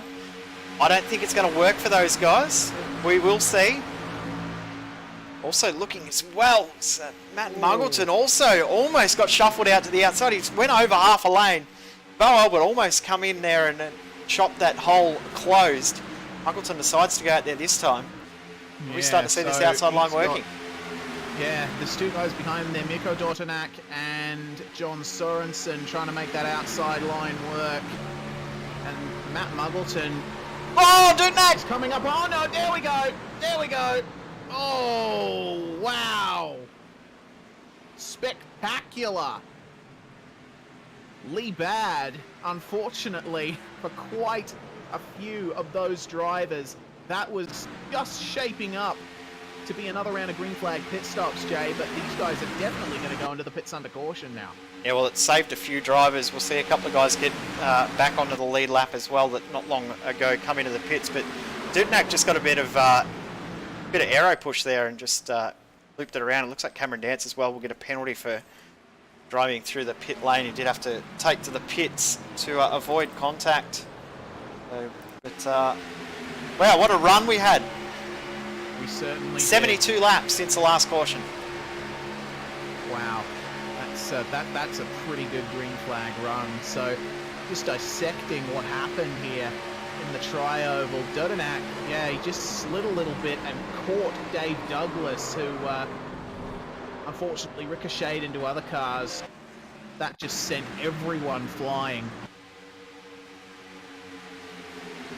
We'll see Dave Douglas here. Just the unfortunate incident from his aspect that Dudnak probably pushing a little bit too hard and wasn't expecting the aero wash at the front end that he got.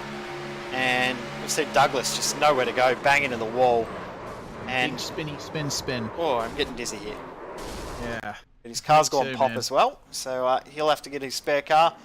Fingers crossed for him, he can stay on the lead lap, but he'll probably go to 1 lap down. What it will do, though, will bunch the entire field up. We're going to have yellow flag stops, and we will now reset, get into the second phase of the race with the field all back together. Yes, indeed. And Bo Albert has gotten an automatic speeding in pits penalty for his little adventure through pit lane, which is unfortunate for him. So we've got a few guys going straight for the pits here. You can expect almost the entire field in. So your lead pack there. Staying out is the likes of Jake Fox, Gary LaViolette, Scott Kukas, and Roger Clark. Yeah, all the guys that are lapped down or more are all staying out to try and get their lap back and then hoping for another caution. They'll probably follow the pace car in and come back after that. Come back in after the pace car comes in and try and not lose a full lap. But Jason Martin, we can see at the front there, we're trying to do a better job. Matt Muggleton looks like he might. No, Ryan Jones just out first. John King with a major issue, Jay. I saw him overshoot his pit box and very awkwardly reverse that car back in there. Big lurch from that Chevrolet Camaro ZL1. That's a real shame for King. He was running particularly well. Yeah, he's lost about 12 seconds from that. So his pit lane transit time, 50 seconds. Ryan Jones' pit lane transit time, 33. So pretty big difference in speed.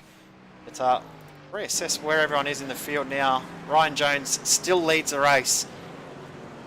Got the lead from working that last round of pit stops perfectly. Matt Muggleton, amazing that that car still has pace even with that damage.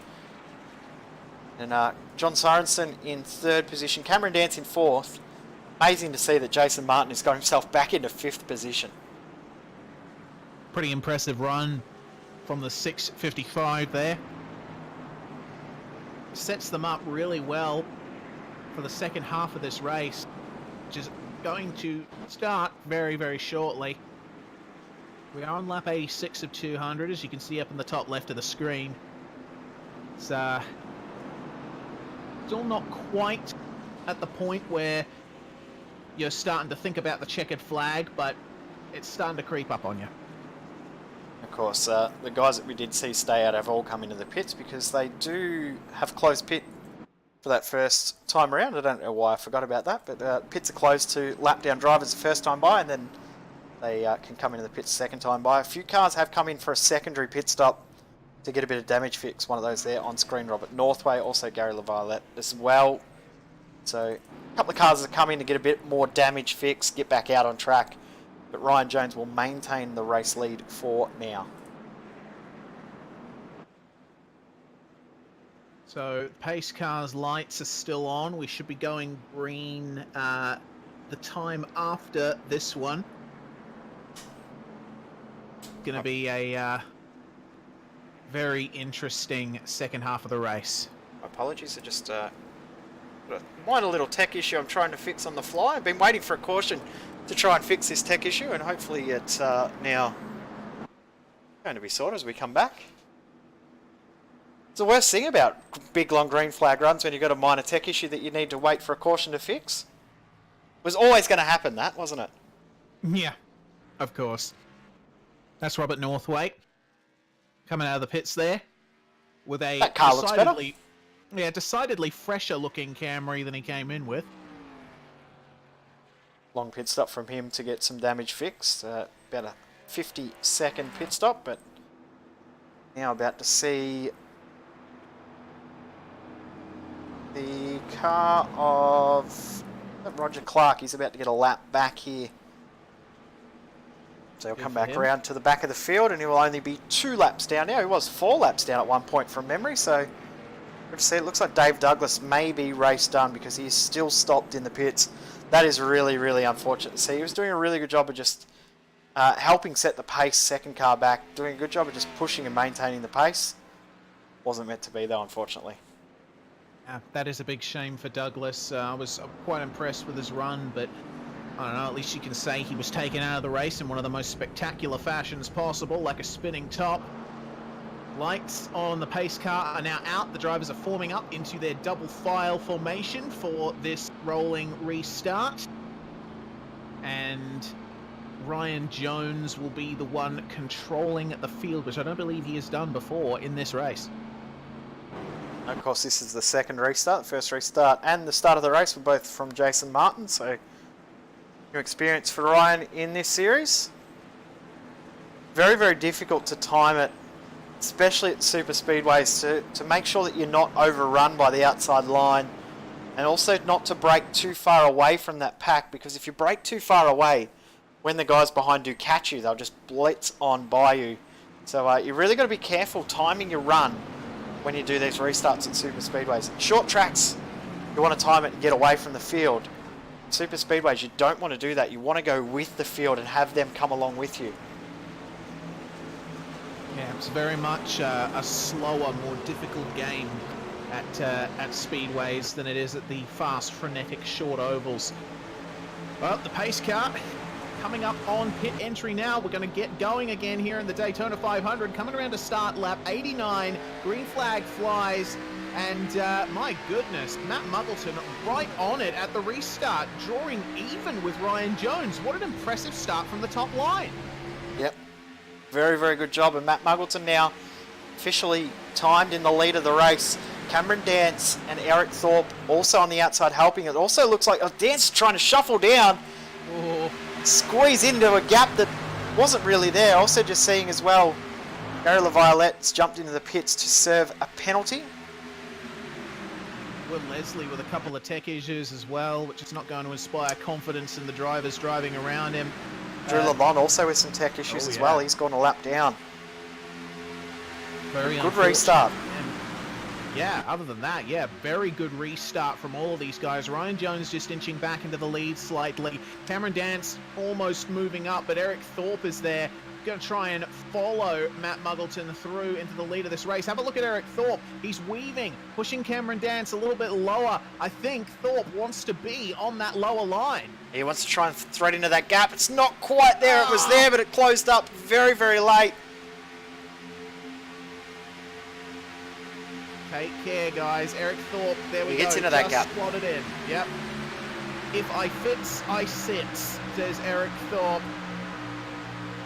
Matt Muggleton's going to be hung out to dry. Wow, absolutely. Look at him. He's losing a ton of pace there. He'll have to slot back in himself. Bo Albert serving that penalty that we said he had earlier from speeding in pit lane. So he 31 second stop and hold. Yeah, it's a long stop for him. So he's got a lap down, and he's also not the first car a lap down. So he'll be hoping for a caution at some point to try and get a lap back to work some strategy. That's unfortunate for him, trying to avoid a caution. Trying to avoid a wreck, and when the caution come out, it's just one of those strange things that happen, unfortunately, is we're just seeing the lead pack come past Roger Clark. We saw him get his lap back, but he's just given it back up again. Yeah, that's a shame for him. And have a look at the run that these guys have on him. Something must have happened to Roger. He must have had to come back into the pits or something like that.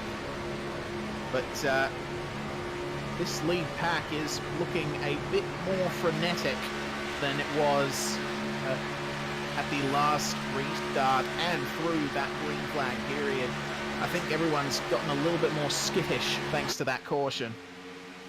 I think that lead pack breaking away and then being caught back up again by that secondary pack has probably thrown the psychological game for a few of these drivers. They probably were quite content thinking that, oh, okay, we've broken away here. The caution's what's going to bring it back, but it wasn't the caution that brought them back, it was the actual pace that brought that other group back. So I think those guys that were in that lead pack previously will be a little bit nervous about what's going to happen in this stint of the race if they don't break away from those guys behind, what they can do while they're sitting in that pack. Yeah, we just saw Gavin Sadler lift just slightly to let James Robbie back into that lower line. He was a bit he was stuck on the outside slightly there. So good team tactics there from the Misfits. But these drivers right in the middle of this very noisy pack of cars, it's going to get pretty stressful. Daniel Stevens and Dean Moll we're also looking at here too. Moll up on we're down on the lower line here. You can see Simon Mazzomo, one of the lapped cars, getting very involved in all of this, along with Bowen and Curtis there.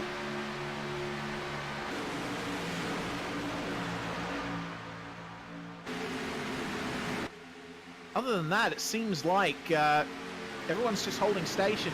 Gary LaViolette is going to be the next lapped traffic that these guys are going to come across, and it looks like it's going to be fairly simple here. No dramas at all. LaViolette will just tuck in behind these guys and try and find himself a spot. You just see a few of the guys try and move up the road a little bit and use a bit of the side draft from LaViolette, but I don't think it's going to work that well. And also see Drew Lalonde is out of the race, so unfortunate for him. He is our second casualty, I should say. Also Dave Douglas looks like he is day done as well. Disappointing to see two cars out. It's taken a long time for us to get any cars out of the race.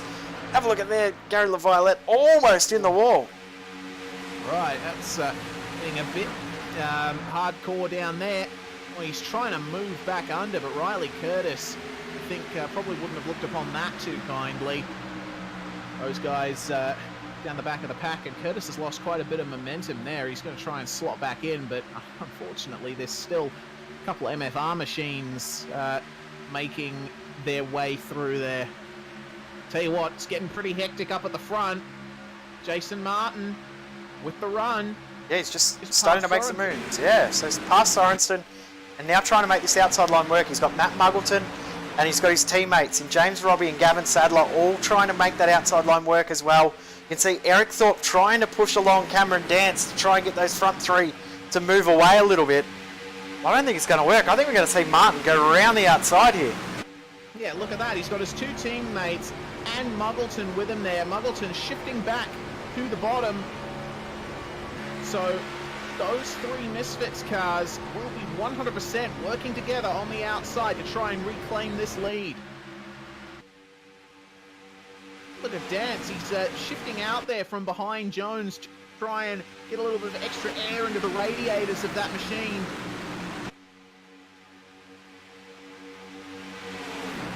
This is where the games really start to be played. We are only a couple of laps away from the halfway point, Jay. Yep, and then the strategy games really start to come into play. We thought that the strategies were already starting to unfold.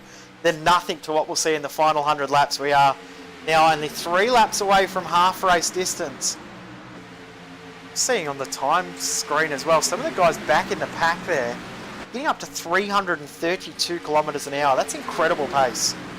That is very incredible pace from these guys. 327 kilometers an hour for our race leader across the line, just touching 330 as he goes into turn 1.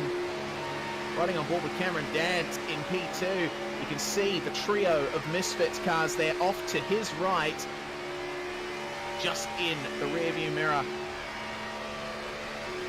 It's a big game these guys are playing at a very high rate of speed. I just saw Ryan Jones hit 333. Triple three. Well, Dance has been forced wide. Oh, careful. Right in the middle of that. That's Bo Albert coming back into the fray.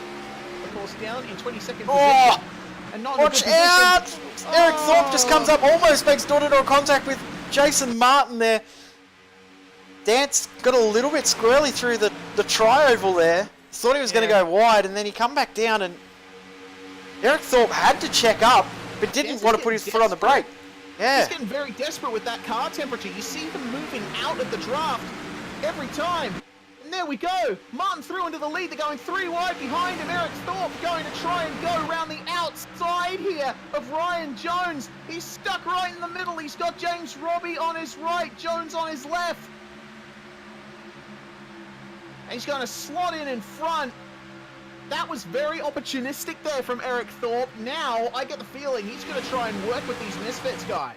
Yeah, I think you're right. I think we will see these guys all start to work together. Wow, what a shot that is. That's amazing, man. So Thorpe now leads, Martin second. But I think Jason Martin will take this lead back now.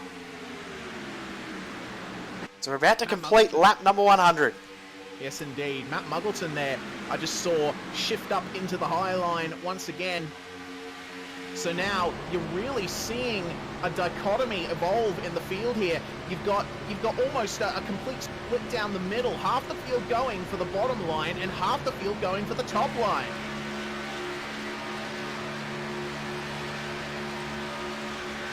This is intense. Half race complete. 250 miles of racing to go. And if those first 250 miles are anything to go by, this is going to be a cracker.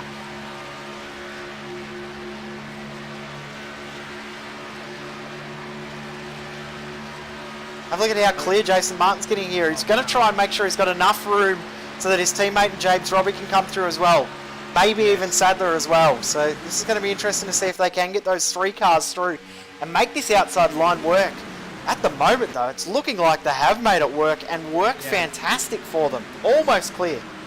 Yeah, well, that's the thing. They've got 3 cars to work with. Thorpe and Jones, for the most part, have only had each other. You can see John Sorensen coming up to the back of them. He might be able to help them get a little bit ahead of the Misfits, but those Misfits guys, all part of the same team, all in the same speaking channel, we can assume. Oh my goodness, what's happening there on the bottom? Oh no, don't make it 3 wide. Oh, that's not going to happen. See, that's completely... Whoa! Illusion cars! On the bottom! There we go! Yes, That's the big one. Instantly out! Look at that! That's half the field wiped out! More than half the field! Oh no. That's going to be something to pick apart. I think if ever we needed a CPR kart parts replay, it was right then and now. That was huge. And again, it was an Illusion Motorsport car that got a little bit aero loose. Just dropped below the line. Cam Dance in the 27k. You saw him try and check up because he didn't know what was going on. And rolling Sorensen upside down for a couple of moments there. That was a huge wreck. Yeah, certainly was. I thought it was going to start with Ryan Jones going below the line to try and get by Eric Thorpe, but once again, it was started by Sorensen. Unfortunately, it just seems that transition from the flat of the straight to the banking of the turn, that's what unsettled the car. Yep, and what actually happened at the second part of that too was we saw Dance check up a little bit, and Bo Albert, who was tucked right in behind, just served Dance nothing he could have done. He just given him a little tap because he wouldn't have even realised that Cam was checking up, and that's what started the chain reaction. So, unfortunate. That's what happens in Super Speedway racing. Have a look here from the car of Cameron Dance. You see the check up. Massive overspeed. The check up. Sorensen starts to spin. He checks up again and just gets a big hit in the rear. Real shame there. Big shame for a lot of drivers in that field, but they will have had the spare car. Hopefully most of them. Yes, indeed. Just getting another view of that from the perspective of Bo Albert. Poor Bo. There was nothing he could do there. No. Wouldn't have even known that Cam had checked up. So, huge incident. We've seen all of our lead cars come in the pits. Almost all of them taking 2 tyres. Martin retains the lead of the race. Gavin Sadler now into second position. James Robbie's dropped back to 5th. But see who's still looking like they've got a bit of damage. Gary LaViolette has got himself back on the lead lap. He's a lucky dog as well, so good to see him back out and going again. John Sorensen, though, I think he might be day done, unfortunately. Yeah, there's a large part of the inner chassis of that car exposed at the moment, so that number 64 car looking very much second-hand without any front bodywork at all. Get a really good view of that Toyota V8 engine powers that Illusion Motorsport Camry. Real shame for those guys, but it does seem like their car is a little sensitive in the middle of the pack. Yeah, their car seems to have a real bizarre aero push when they've got someone coming alongside them. So something for the rest of the team to think about for the rest of the weekend. Butnak getting back out on track. But yeah, the Illusion cars, unfortunately, haven't had a great run of it tonight. You're just seeing there Bo Albert, Jake Fox, and I believe Simon Mazzomo. No, Mazzomo's going to stay out, but those guys are all going to come in the pits. That being Albert, Fox, and who else is Matt coming in the pits? Muggleton going back in. Okay, interesting. Might be coming to get some more damage fixed. Oh, possibly. He did follow the leaders in the first time round, but yeah, coming Front back of the in car the looks a little bit more repaired than what it was earlier. Hmm. Oh, he's taking tyres again. Maybe Or maybe decided he got to. Yeah, maybe last pit stop he decided he just wanted to get some damage fixed, get as much He's getting damage both as side tyres changed. Okay, so he might have forgotten about that. Hmm. Interesting. Very much so. Wow. The whole Well, mood has indeed. changed around this race. It's turned into an interesting fight now. It's literally a fight now, this race. These guys are really going to have to work hard and strategize how they're going to play this race. We're just seeing there the car of Daniel Stevens. It is day done as well. Unfortunately, the 66 car looks like it is out of the race. It's been stopped now for about 3 minutes or so. So hopefully Daniel can get back out there. He was having a good run. He was just happy sitting at the back of that train of cars. He was just minding his own business, and that car is looking very, very second-hand. His wheels don't look as straight as they should, but he'll hopefully get back out there and push on. But the front of the field, these guys are getting ready to get back under green next lap by. Yes, indeed. So our leaders have a couple of lapped cars ahead of them, Kukas and Mazzomo. So those guys will likely play a factor in this. They'll get waved by the pace If they car don't right get waved now. by, yep. Okay, there we go. So we'll wait for Mazzomo to get the call, and away he goes. Kukas going to follow him. Meanwhile, the field behind the pace car forming up once again. And Jason Martin will lead this field once more for the third time when we go green. Third of our 4 green flag starts. He will lead. So you always know that you're having an okay day if you're leading most of the green flag sites. Yeah, certainly. But as with any motor race, it's all about where you are in those final few laps. So Jason Martin has done everything right in this race so far, as have his misfit teammates, it has to be said. So they're definitely wanting to lock out the podium here. Will they be able to do it? Well, that's going to be another story, which we will find out very, very soon. As soon as they go through this last bank turn and the pace car pulls in, getting ready to go once again. And I have to say, Jay, I've really enjoyed myself with this one. Oh, I have too. It's been a really, really awesome race. I know last year's Daytona 500 in the international division of the majors was a very, very tough outing. Very, very tough to commentate and broadcast last year because there were so many yellow flag runs. This year, it's been absolute polar opposite. It's been a tough race for a lot of drivers, but when you compare year on year, I think when we reassess post-race, I think everyone will be pretty happy with how it's played out. Maybe not to everyone's liking, not everyone's had a great night, but from the overall perspective, it's been a great show so far as we get ready to go green again.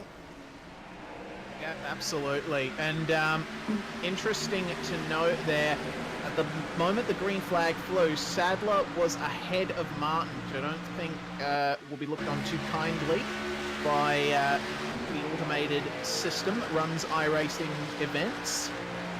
But we'll see.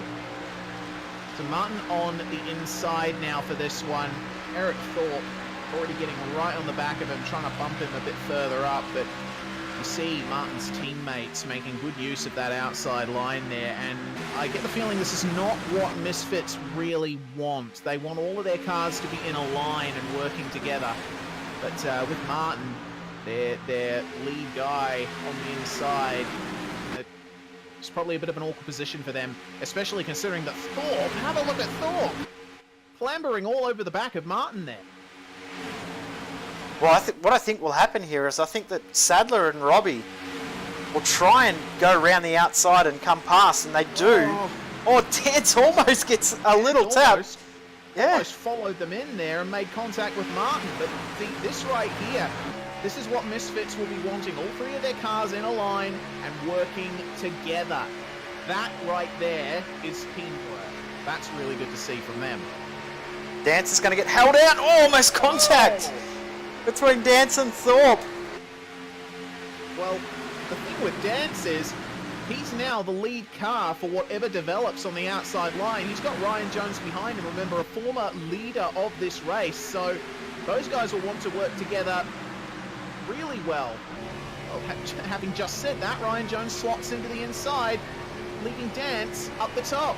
Yeah, he's got no one to help him out there, so Dance is going to be in a little bit of trouble. He's going to drop all the way to the back of this line and have to do it all by himself, come back through again. Someone finding himself in an okay position right now. This is about where he was last year. John King just found himself hovering in the middle of that lead pack, and then all of a sudden the race fell into his hands and he picked up the win last year. Again, just sitting in the top 10, the race just starting to unfold ahead of him. Find himself in for a back-to-back if he continues this sort of action. Know that he was talking to us before the race that he and Jason always seem to find themselves very, very close in all of these races.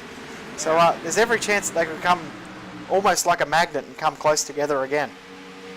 Yeah, that's exactly right. That's Chris Purnell there on the high line, letting everybody go.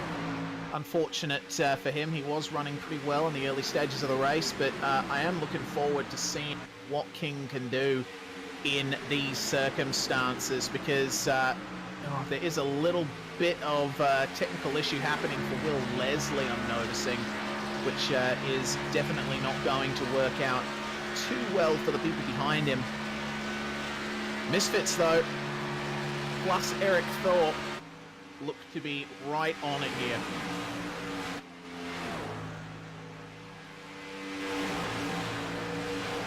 Looks like we've had another little separation in the packs there.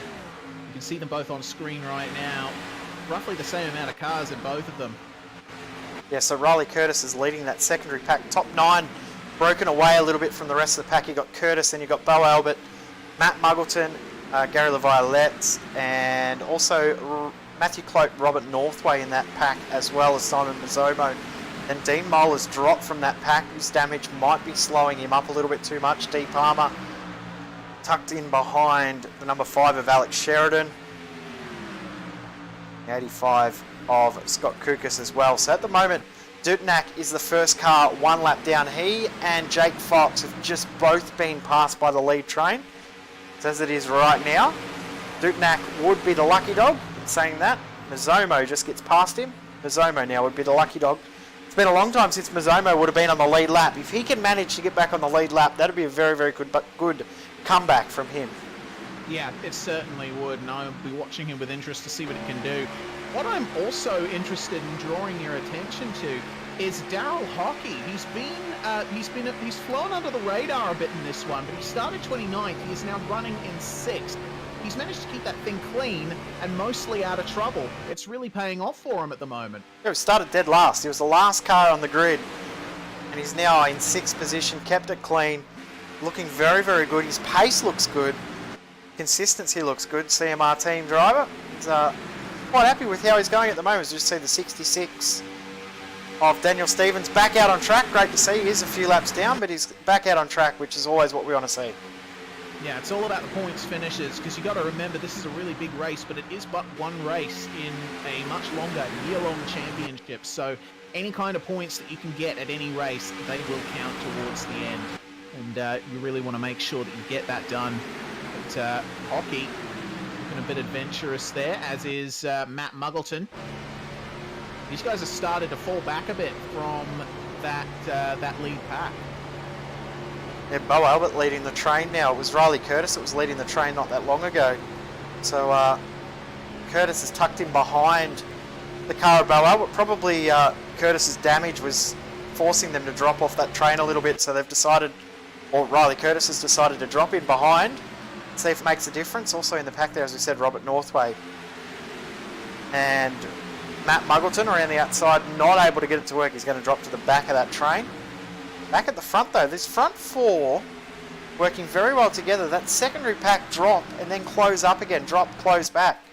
Will Leslie struggling to hold onto the back of this lead pack. But it's now a 9-car train at the front of the field. Ryan Jones is the last car in this lead pack. Only 9 cars in it. This means caution is out. Yeah, wonder what that was for. Dean Mole and Dee Palmer are around in the background. Goodness me, that's a real shame for them. CPR kart parts replay for you right now. It just looks to me like it was a simple coming together, coming through the tri-oval, it seems. Oh, Sheridan. Goodness me. Yeah, wow. I think Sheridan was thinking about moving over to let them through, or maybe had a little lapse in concentration. But Sheridan, big hit in the wall. That car was already heavily damaged, but it's even more damaged now.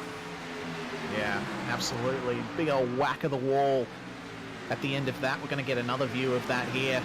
Of course, thanks to CPR Kart Parts for their generous sponsorship of our replays. I think that might have just been a lapse of concentration. Yep. Not quite realizing that the wall was coming up on him. And have a look at this final hit. Oh. That's a fair whack of the wall. Tyre bundle doesn't often get hit in oval racing. You usually get a little bit more contact in the road side of things for the 24-hour circuit, but tell you what, I got a very, very big hit there. Yeah, absolutely did. Big shame for those guys.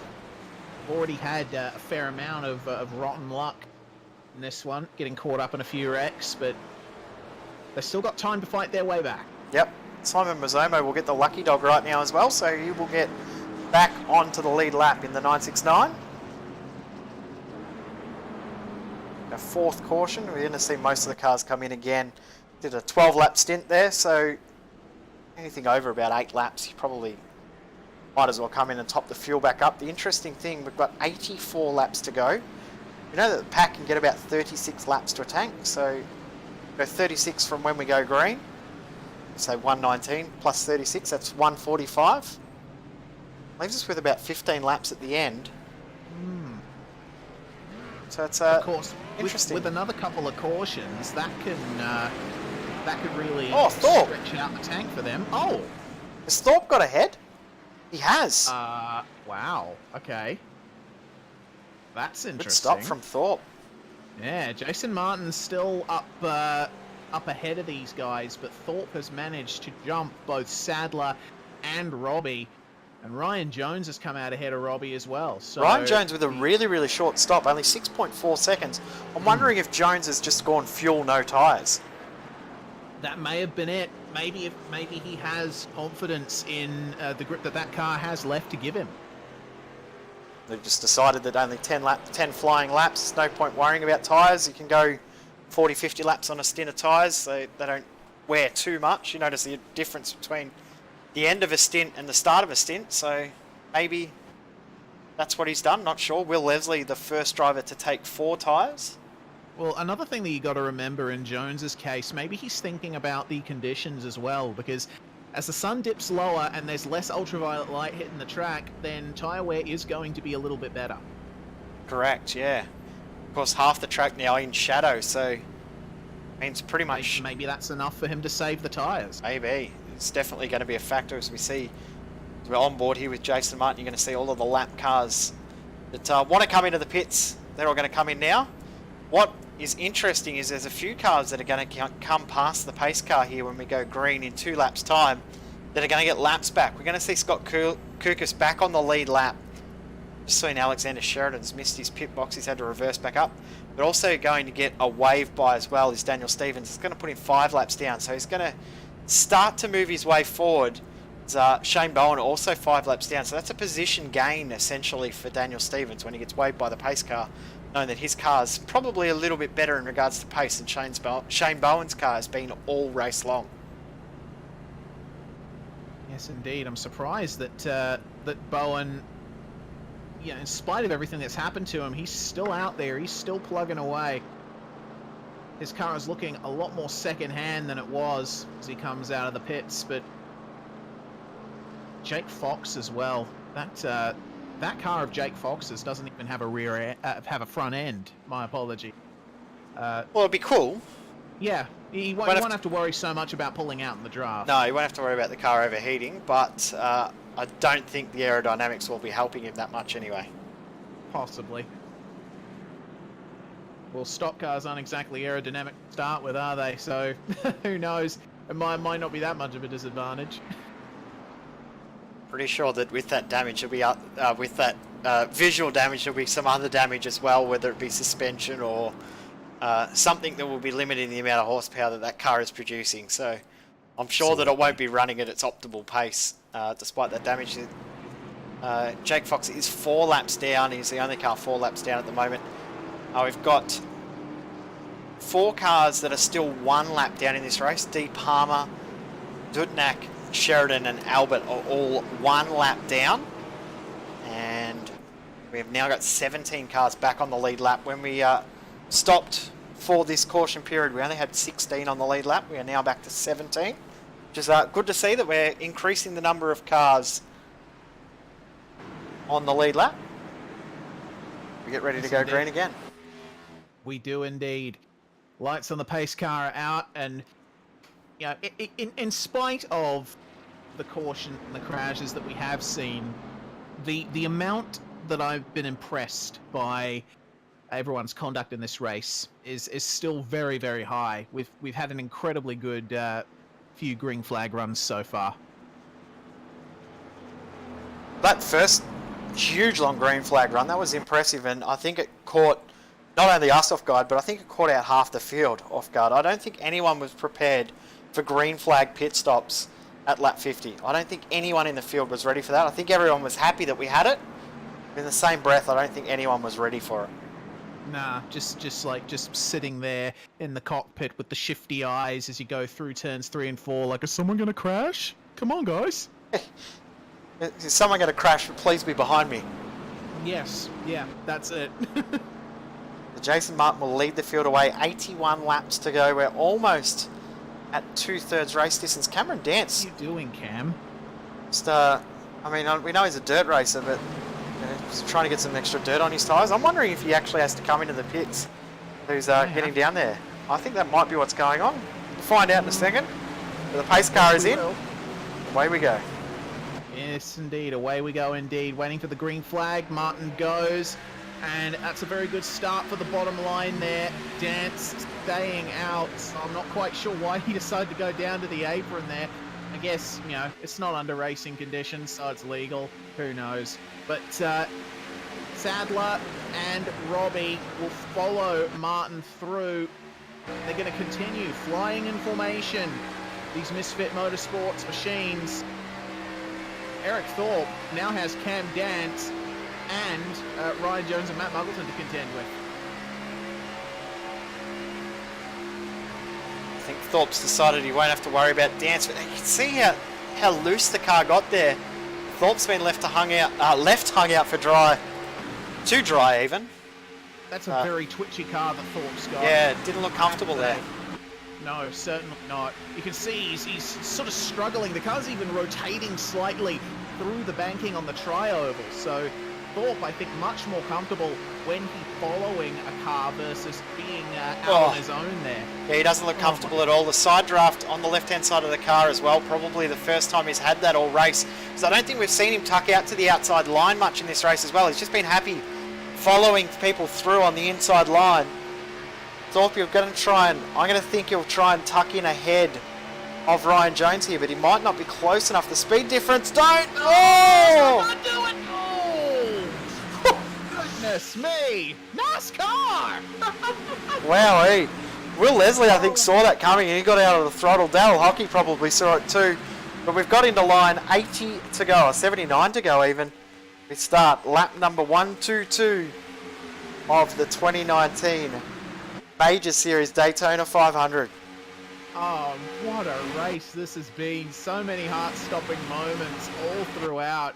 Fantastic stuff. But they've now gotten back into their single file best, have most of the field. And Jason Martin continuing to lead, and Misfit occupy the top 3 spots. Look at Matthew Clote's run there, my goodness. No good at having a run when you can't use it though, that's the only downfall to that. Clote is the last car in this train. There's 17 cars in this pack. 16 cars on the lead lap. One car, one lap down, that being Bo Albert. You can see him there in the 06. So quite a few cars in this pack of cars. And again, it's almost gone back to what we saw at the start of the race, where everyone just looks content for a moment. Saying that we get onto the back straight and everyone shuffles out and goes wide again. Yeah, everyone just moving side to side, making sure that their visual references are good. Oh no! Oh, there we go. Oh, there we go. Dance. Oh, almost recovered it. That's probably going to be a caution. Why hasn't the caution come out yet? There we go.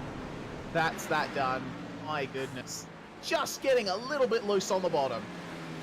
Yeah, Matt Muggleton there. Just made contact into the rear of Cameron Dance, and I think he and Thorpe there both didn't look comfortable in their positions at all. I think both of them almost wanted to be the opposite positions. Get another CPR car parts replay.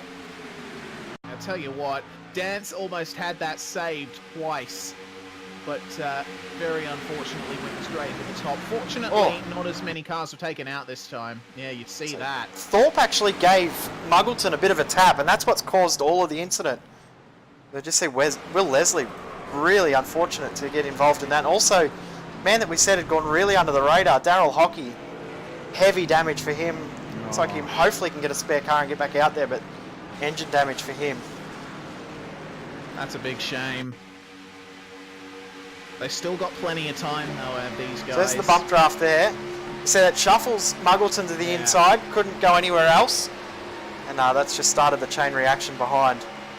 Yeah, that's just an awful lot of things going wrong at once, all contributing to one massive error by a few people.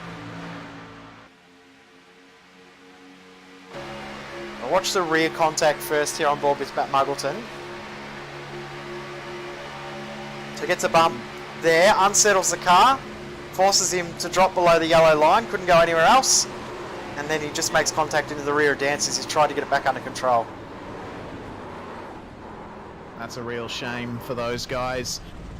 Not that I don't think you can really assign blame to Muggleton or Dance there. No, I agree. I think, well, fortunately, Thorpe has to take most of the blame for that incident. He's the one that's actually got away with it too, so that disappointing for the other drivers. But fifth caution of the race at lap 125. It's been pretty good for the most part. The cautions that we've seen have been a couple of lapses in concentration, but I think when we get to this phase of the race, you sort of expect that to start to happen.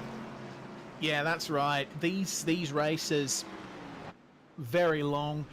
Of course, the race length of most NASCAR events, I would presume, is designed to make sure that spectators can have a good day out at the track. There's always some racing going on, so that's it's good for the spectators, good for the families that bring their kids to watch some racing. But for the drivers, it's very taxing, even in the sim world. Bo Albert gets the lucky dog back onto the lead lap. Where Leslie, Cameron Dance and Daryl Hockey all look like they may be day done. They have already used their spare cars, so they're in the pits getting damage fixed. But Daryl Hockey, extreme amount of damage to his car. Absolute innocent bystander. He has a blown engine and looks like he will be done. Yeah, big shame for Hockey. I was talking about his fantastic run from the rear of the field all the way up to 6th before. Get the feeling if that hadn't happened, he could have been a real dark horse choice for possible podium or victory here. He was doing very well, was Hockey. Speaking of dark horses, John King now into 6th. How about that? How about that? John King, and it's that attitude that let John King towards the win last year in the Daytona 500, all about staying out of trouble and making sure that you're in the right place at the right time, as we see Robert Northway making his way out of the pit stop. There. 11th pit stop for Northway. 11th. My goodness. 11th stop. Back out he comes for the 12th time. Right. He's still on the lead lap too, so he's got that car. We saw how heavily damaged that car was earlier. Almost looks new again. Yeah, certainly does. Well, hopefully for him, he'll be able to make his way further up the field and join his Misfits teammates. Matthew Cloak still stopped at the moment. He's getting some more damage fixed as well. We'll hopefully get back out on track and stay on the lead lap as Jason Martin comes up past the bus stop chicane on the road course into turn 3. We've got under 75 laps of racing to go. And if the rest of this race is anything to go by, it's going to be a very quick 75 laps. Do you think we'll see another round of green flag pit stops, Jay? Undecided. I'm undecided. If we can get a decent run here, I think some teams might risk a green flag stop. I don't know if it's the right ploy. I think you need to run as long as you possibly can. If we have another caution in, say, 6 or 7 laps, that will then make it really, really interesting as to what drivers and teams do, whether they risk it and hope another caution comes out, or whether they try something and roll the dice. It's going to be an interesting little period now. The next 10 laps really going to dictate how this race is going to unfold, I think. Yep, so we'll be watching it intently. If you've just joined us, you are watching the International Majors Daytona 500. We are SimSpeed TV presenting this race on the iRacing Esports Network. And it is our honor to bring this racing to you. Certainly has been a fantastic one. Check out the subscribe button down there. Hover your mouse over it and click it. It really helps. That was a massive weekend of racing here on the iRacing Esports Network too. Massive week as well with the start of the eNASCAR Peak Antifreeze Series starting Tuesday night American time, Wednesday morning for us here in Australia. Wednesday afternoon, actually. It's 1 o'clock Wednesday afternoon. $100,000 up for grabs this year. It's going to be awesome. Yep, one of the biggest prize pools in history of sim racing, and the amount that that NASCAR and Porsche have put up as well for the Road Pro Championship really shows how seriously the motorsport world is now taking sim racing. Thank you so much to these companies for coming on board. Really helps the hobby transition into the fantastic esport we all know it to be. Well, we are getting ready to go green once more. Jason Martin leading the field away, and his misfit teammates alongside and behind him. They're going to have to coordinate this start very well. Green flag out. Jason Martin away. See that Eric Thorpe, I think, got a really good jump there behind Gavin Sadler. Oh. Really pressuring him on the outside now. Martin has a little bit of a gap, and it's going to take a while, I think, for these guys to sort themselves out and get into that single file. We know them to have. Oh, so close was Thorpe there to James Robbie. And you see Thorpe, once again, a very twitchy car. He does not look comfortable on that high line. No, he doesn't. He doesn't like having someone beside him on that inside either. It doesn't look comfortable at all. But he's got his teammate in John King, team boss, coming up behind him. So that could help calm his nerves, help him sort himself out as well. But have a look at Simon Mazzomo. Remember, what, 60 laps ago? He was 2 laps down, almost 3 laps down. He's in 7th, 8th. How did that happen? My goodness. Oh, Simon. How did that happen? I'm dumbfounded. This is as good as mine, mate. I have absolutely no idea. He's done some pit stop trickery, pit stop witchcraft around there to get that done. Done something. He certainly has, but he is now in the running for this one. This is going to be an awesome finish if this is anything to go by. The Misfit cars still running 1, 2, 3, but have a look at Thorpe coming up on the high line. He's still sticking to that high line, hasn't had the opportunity to slot down more towards the yellow line. I think the issue that Thorpe is finding is he's trying to use the side draft too much, and then the car's becoming unsettled and he's not coping with it. I think he'll tuck in here just in front of his teammate in John King here, and he'll tuck in 5th in line. What that'll do, it'll mean Mazzomo will be hung out. There we go, right on cue. Mazzomo will have to drop back. Neat. Very neatly done from Eric Thorpe. Yep. So we've got 17 cars in this pack. 16 of those on the lead lap. That's awesome figures to see. I'll tell you what, the top 4 starting to break away from these guys, because have a look at Ryan Jones. He's managed to latch onto the back of James Robbie, and these guys are starting to form their own little breakaway pack. They are, and Jones looks so much more comfortable as being the trailing car instead of being the leading car. Saw him lead that big group of cars after the big long green flag run and green flag pit stops, and just didn't look like he had the pace when he was the lead car. But the trailing car, as the one doing the pushing and helping from behind, he looks like he's a lot more comfortable and has a lot more pace. So he much better suited to be there. And we could even see the top 5 breakaway here as John King not quite latching onto the back of his teammate in Eric Thorpe. Thorpe looks so much better now that he's on that inside line. Oh yeah, absolutely. I think he's definitely found his groove. That is definitely a multi-tiered phrase, multiple meanings to that one. But have a look at King. He's starting to come back there across the tri-oval section of the lap. It's through these turns and around the back that you start to see top 5 break away, but everyone else behind seems to get it done much better through the tri-oval. So Matthew Clote is the last car in this pack now. 14 cars in this lead pack. Cam Dance has dropped from this lead train. He's just trying to latch onto the back of Dave Douglas. Great to see Dave's back out on track. He's gone 40 laps down, but he is back out on track. Awesome to see. Make it to the end, Dave. We'll pick up some valuable championship points there.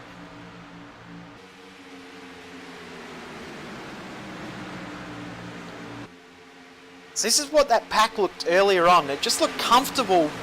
Everyone just being nose to tail. Everyone just sort of waiting for someone else to do something, doesn't it? It just looks like everyone's happy and content for now. Yeah, definitely seems that way. Matt Muggleton doesn't look like he is particularly content with slotting himself in. He's there on the high line, followed by Matt Clote and Robert Northway. And Northway, I think, is going to be a man on a mission. Have a look at the run that he's had on Riley Curtis there. Northway doing very well at the moment. He's getting those good runs. That's what he needs if he wants to join his teammates up the front.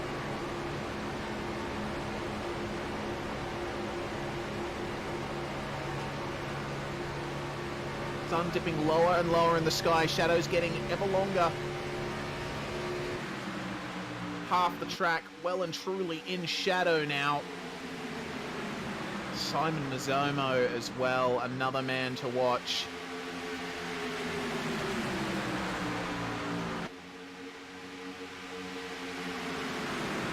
Jones has pulled out from that inside line. He's got Matt Muggleton there with him. What that's meant now, though, is Eric Thorpe will be on that inside line. But have a look, Matthew Clote is closed up really quickly up to the front of the train. We always see Ryan Jones come on through and potentially take the lead away. That'll be interesting if he does. Yeah, this is very intriguing. It's I think the waiting period was over. The calculations were done, the strategizing was complete, and now these guys have just leaped out of the bottom line, try and stake their own territory. Looks like once again the bottom line has the advantage through the turns, but the top line, with that extra momentum they get from launching off the ramp of the banking going onto the straights, that is where their big strength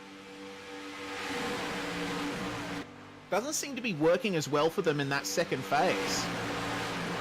Not now, anyway. Not at the moment. But we saw how well the Misfit cars were working that outside line earlier, so it could just be actually speaking and communicating within the team. I know that the guys on the outside at the moment are not teammates, so I don't believe they'll be in direct communication with each other. There is a chance that they are, but I don't believe so, as they're just coming past Daniel Stevens. There's another lap down, but still going, which is great to see. Also seeing in the secondary pack there, Bo Albert's decided he's had enough and he wants to come around the outside too. But that lead 7 cars have definitely broken away from the rest of the pack. Yeah, they absolutely have. It's looking, it's starting to look just ever more uncomfortable as time goes on, because you're seeing those guys... I think I said too much too soon, didn't I?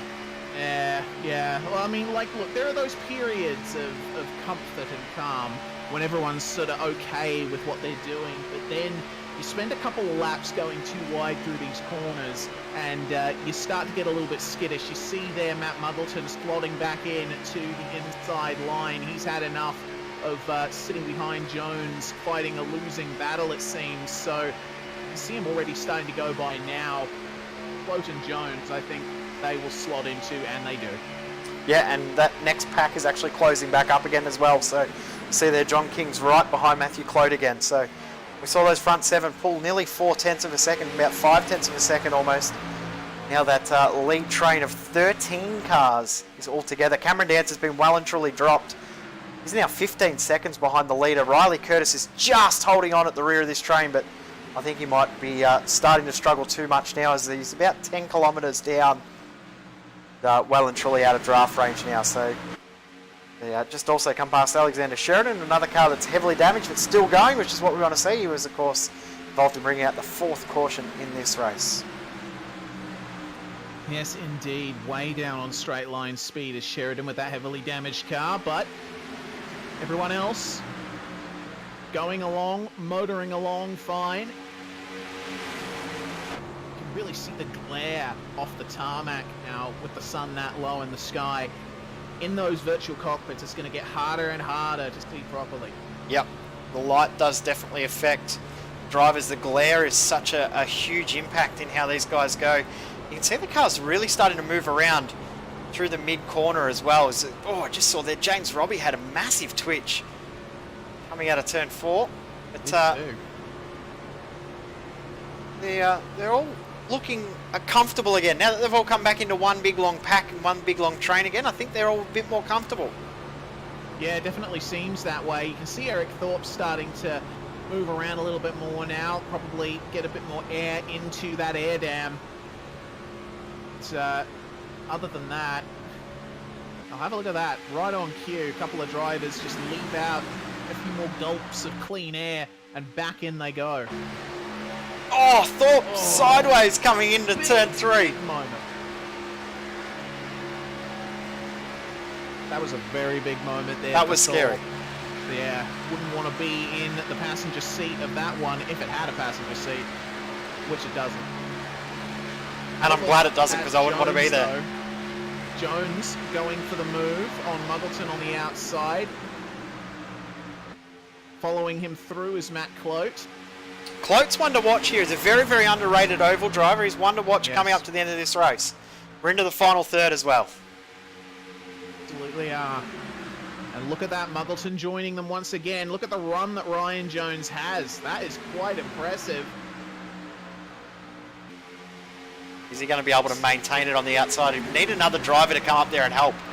Yeah. Someone wants to get it a little bit ambitious and get out there and give it a try. They probably will pay off, but I know that Thorpe doesn't look like he's too confident on the outside, so he doesn't look like he's too willing to be the one to do it. Muggleton probably still down on straight line speed with that little bit of damage on the right hand side, so he doesn't look willing as well. So I might have to tuck back in the line again. Yeah, it definitely seems that way. They've had a couple of tries at this outside line coup d'etat, but unfortunately doesn't seem to have worked for them. So Jason Martin, your leader still. That is a terrifying shot. Scary, isn't it? Yeah. it's like standing at a railway crossing and watching a freight train come towards you. Once again, everyone slots in single file. We are seeing a lot more peaking than we have in past laps, though. Drivers just weaving around Albert! a little bit. Whoa! See the momentum that Bo Albert had. He had to check up and go to the outside. He's almost going to run into the rear of Dean Mole. I think Bo's thinking now's the time to attack, because he's probably banking on there being at least one more caution towards the end of this one, and he wants to be as high up as he possibly can when that time comes, or if that time comes. He's got some very good pace there, has Albert. Remember, he got a penalty, went a lap down, but he's managed to recover, and he's now well and truly in the top 10. as they come up to, we're almost at 3/4 race distance. Amazing how the pace of this race has been. And a leader on screen though led so many of the laps in this race has Jason Martin. Gavin Sadler, James Robbie, they've done a fantastic job of just being there to help, and just seeing as well Daniel Stevens getting lapped again. Poor guys, and had the best night out, has he, Daniel? No, certainly not. Real shame to see, because, you know, those guys are the ones that always rock up to every race meet and try their hardest. MFR have been a big Hats supporter off of the to you. series, so it's great to see them out there. Hats off to the Middle Finger boys. They've been awesome supporters of the Majors series. Of course, if you do want to be a part of the Major Series, you can. Series registration open throughout the year. Head to pacificmajors.com. Next round in the series. One of their favourites from last year, Reese. Different track for it though. Last year we saw the classic 2.4 of Daytona with the Camel GT cars. This year we're going to do it at Sebring. Absolutely. Really looking forward to that one. Taking the Nissan GTP ZXT, the Audi 90 GTO around Sebring. One of those tracks that I believe both cars raced at. Not quite sure about the Audi, but I do know the Nissan did race there. So it's going to be a big return to the 80s. Gonna get out my my synthwave playlist for that one. Lap traffic up ahead for our lead pack. Just seeing Matthew Clotes dropped a long way off the back of the train there. Have a look how far back he is. Yeah, that's quite interesting to see as they go by Shane Bowen. Clote, much further back. Oh, than I was this is expecting. messy. Oh no. Oh, no caution though. Miraculous that they all escaped that. Goodness me. I don't know how they all got through there. Jeez. But Well, it's resulted in a couple of shuffles of position. yeah, it has, and there's also a secondary pack form behind Ryan Jones. So Mazzomo and Jones, as well as Northway, will have to start to work together. As, Bo Albert has got ahead of Matt Muggleton as well. It looks like they've already formed up and starting to close that gap up as well. Yeah, Matt Muggleton, he's been up and down, but still around the top 10. He's had a yo-yo of a race, hasn't he? Yeah, certainly has, but it's always been up more towards the pointy end, Yep. which is quite impressive to see. So the Delta Force guy probably looking to have one final charge towards the end of the race. He's just banking on whatever form that final pit stop takes. Interesting that the leaders, the lead 6 cars all pitted under caution number 4, did not pit under caution 5. So they are now on 31 lap old tyres. Of course, they did have a stint under caution. So probably going to get about 40 laps to a tank. Means that they're going to have about 42 laps to go. Which means they're going to have to do 2 stops. Yeah, if even with another caution, or will another Even caution with another negate that? caution might make it very borderline. So it puts the likes of Bo Albert, Matt Muggleton, Ryan Jones. No, Ryan Jones is actually in the same boat as our leaders. Matt Muggleton, Bo Albert, Simon Mazzomo, Robert Northway. Robert Northway's been in 12 times. Those extra pit stops could pay off later on in the race, as we're about to get to 3/4 of this race complete. 1/4 to go. 51 laps of racing left in this one. Yes, indeed. This is fantastic to see. Once again, just how much green flag running we've got as we ride on board with Ryan Jones. That's Matt Muggleton that he is following. Great run that they've got out of the last turn there, going through the tri-oval. So these guys, I'm sure, will be aware of the situation that the leaders are in, and they will be aware that they have a very good chance of getting onto the top step of the podium here.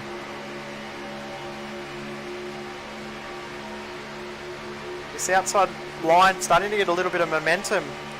The 3 cars working now, so you can see Matthew Clote in there too, and you can also see in the background there the 46 car Robert Northway also starting to work that outside line. He's decided against it at the last second, but I think if they can get 4 cars on the outside, they might actually make it work. At the moment, I don't think 3's enough. Definitely saw 2 wasn't enough. 3 doesn't look like it'll be enough. They can get 4 on that outside line. That could be enough to throw those guys up into the lead of the race. Yeah, absolutely could. Oh, lap They traffic just need again, one though. more guy to join them. Oh, this may get awkward. That is Scott Kukas and Mirko Dotinac plus Cameron Dance up ahead. Will Leslie and Daniel Stevens up ahead of them. So these guys all battling for lower positions in the fall. Okay. Okay. Gently does it, boys.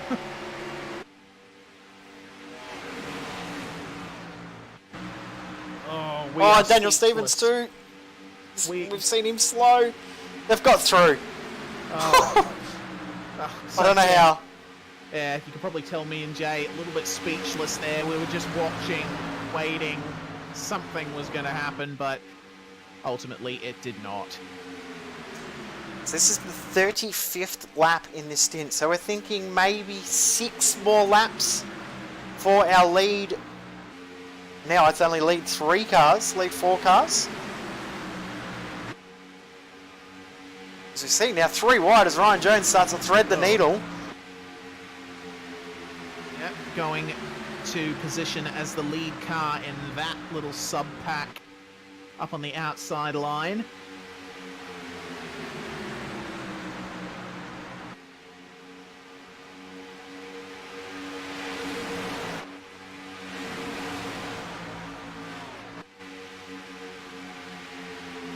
These guys will surely be thinking about the next pit stop to come around. It's probably all they're thinking at the moment, which what that does though, that means that you're lapsing your concentration on actually racing. That's when we start to see mistakes. So these guys are going to be careful while they do need to concentrate on working out what they need to do pit strategy wise. Can't let that impact their racing. Gary LaViolette looks really comfortable just sitting at the back of this train though, doesn't he? Oh yeah, he absolutely does down there in 13th position. He's just hanging back, and that's one of the things that I found I like to do when I'm racing in ovals, is just hang back a little bit, watch what everyone in the pack ahead is doing. Not only does it give you a bit more perspective, it also gives you a bit more time to prepare if a crash happens in front. Yeah, 100%, especially now as we're getting into the final phase of the race. Green flag stops potentially coming up. Whoever gets in and out of the pits best could win this race. That could be all it comes down to. Yeah, exactly. And you know, we've broadcast plenty of road races at Sim Speed that have been decided by pit stop Muggleton, times. good move. Oh yeah, very good stuff there from Muggleton. But this one could once again be decided by who nails their stop, which you don't see too often in oval racing like this. Usually pit stops under caution, much more orderly, much more mistake-free, but the pressure really goes up if you're pitting under green flag. Yep, definitely does. Making sure you get the pit entry absolutely perfect. Stopping on your mark. You don't want to overshoot your pit box. If you do that, that could end your race. And we've already seen a large portion of drivers overshoot their pit box once or twice. So you just see there, Matt Muggleton and Derek Thorpe both dropped below the yellow line to maintain momentum. But that was almost... That sort of thing there can pretty much end the race for a large portion of these drivers. Yeah, absolutely could. One wrong step, and that's all the drivers behind them wiped out. So they do have to be very careful up the pointy end here. But you can see Muggleton, I think one of the star drivers of this race outside of the top 3. I He agree. has been able to keep that right there. Matthew Clote having some adventures, it seems, judging by your voice, Jay. Yeah, he almost ran into the rear of Violet there. I thought he was going to make heavy contact, and we could have seen something disastrous, but he did a good job of just washing off some speed. So go back, James Robbie now behind Matt Muggleton, because he's gone for another adventure around the outside. Muggleton is the only one that looks willing at this stage, along with Ryan Jones, to try this outside, try something different, try and create something. Yeah, it seems like no one is willing to follow him this time, though. I think most of the guys have gotten a bit burnt out on using that high line. Ryan Jones among them. He's slipped all the way to the back of this pack. So obviously not where it's at for him. And you see Matt Muggleton actually losing quite a bit of pace there as well. I think what he might be doing as he slips behind Bo Albert and his compatriots, I think what Muggleton might be doing is lining up a charge to the finish once these last pit stops are completed, and he wants to be as far back as possible, get as much draft as he can, and vault himself up to the front. Every chance of that. That could be what is going through his head right now. We are now on lap number 42 in this stint of fuel and tyres for the front 6 cars. Continuing on, of course, there was 2 caution periods that they have had. They pitted under one of those cautions and had an extra caution period as well. So they have had a few extra laps to save a bit of fuel, but they can't have much left in the tank. They need to stretch it out as long as they can at the front of the field. Big thing is the guys behind are going to have a huge advantage because they will need to take less fuel. The likes of Muggleton, Clote, Albert, Mizomo, Northway, LaViolette all need less fuel than the front 3 at this present stage. Have a look at Matthew Clote. He was at the back of the field not that long ago, or back of the train I should say. Now trying to help Matt Muggleton push up to the front. Goodness me, that's quite the 180 that we're seeing there from Matt Clote. They're on the verge of getting it done, my goodness. That's crazy, the pace that those guys suddenly had as they surged around the outside. But, oh, they're getting very close here. The top 5 now battling. Eric Thorpe's fallen behind slightly. I wonder if they're starting to set up now, knowing that they've got to come into the pits maybe this time. Like, well, let's back off a little bit, give ourselves enough room so that we can brake, and brake clearly. Will we see them all jump in now? 40 to go when they come up to the line. Well, let's have a look. Here we go. Yep. They are all coming in. Oh, half the field at once coming into the pits. Bit of a lock-up there from, I think that was... Oh, Muggleton had a big lock-up. So Muggleton will jump this group here. He and Ryan Jones both have the shortest amount of fuel to put in.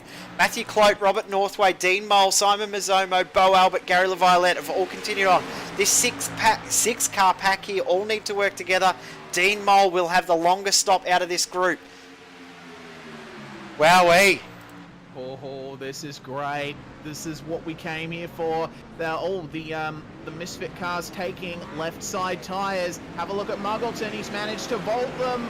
He's vaulted them all. There we go. Yep. James Robbie just getting up to speed now at the back of the train. He's very, very slow in the pits. Leaders continue on. Clote and Mole have come in though. Right, so this is very interesting. Robert Northway assumes the race lead. Simon Mizomo second, Bo Albert third, Gary LaViolette in 4th place. See drivers coming out of the pits. That was John King that they just went by. And have a look at those effective lead group. Sadler, Martin, Muggleton, Thorpe has hung with them. Ryan Jones trying to catch onto the back. John King might be too far back, and James Robbie, he is done. Yeah, he certainly is. Robbie was, that was a very bad pit stop from him. Obviously not to his liking, but goodness me, the battling is very hard here for the current on-track lead of the race as these guys come up to the, they're basically lapping the guys that have just come out of the pits, but that is going to change very, very soon. I think these guys need to jump in the pits next lap. They're going to get held up if they let these guys go too long. They'll start to lose a little bit of ground as we're 3 wide. Jason Martin. Oh no. Simon Mizomo, so we're coming past Matthew Clote. So Clote now getting into this pack as well as he's just come out of the pits. And in comes Bo Albert. And Gary LaViolette. LaViolette, big lock up. They're both locked up. And Albert around. Oh, just holds on. Just held on. But LaViolette will have a penalty from that. No doubt about it. Yeah, that will be an unsafe pit entry. He did hit the cone on entry, so That's very unfortunate for Gary. Northway and Mazzomo still yet to pit. Will they come in this time round? They're coming through NASCAR 3 and 4. Going to be an interesting one. Mazzomo, you can see already hanging a bit lower. Try and get it done there. He's going in. Northway is staying out. We've got another couple of cars coming in front of Mazzomo. How's this going to go for him? Mazzomo hits the cone as well. Oh. They get away with it, but Laviolette definitely a penalty. He's only just leaving the pit lane now, so he's got a stop and hold penalty, 15 seconds. He is done. Leaves us with about 8 or 9 contenders. So we've gone from 15 down to 13. Now I've got 8 or 9. Well, this is where Bo Albert's coming out. He's going to get right into the middle of the pack as well. So this is going to mean that he is still in contention.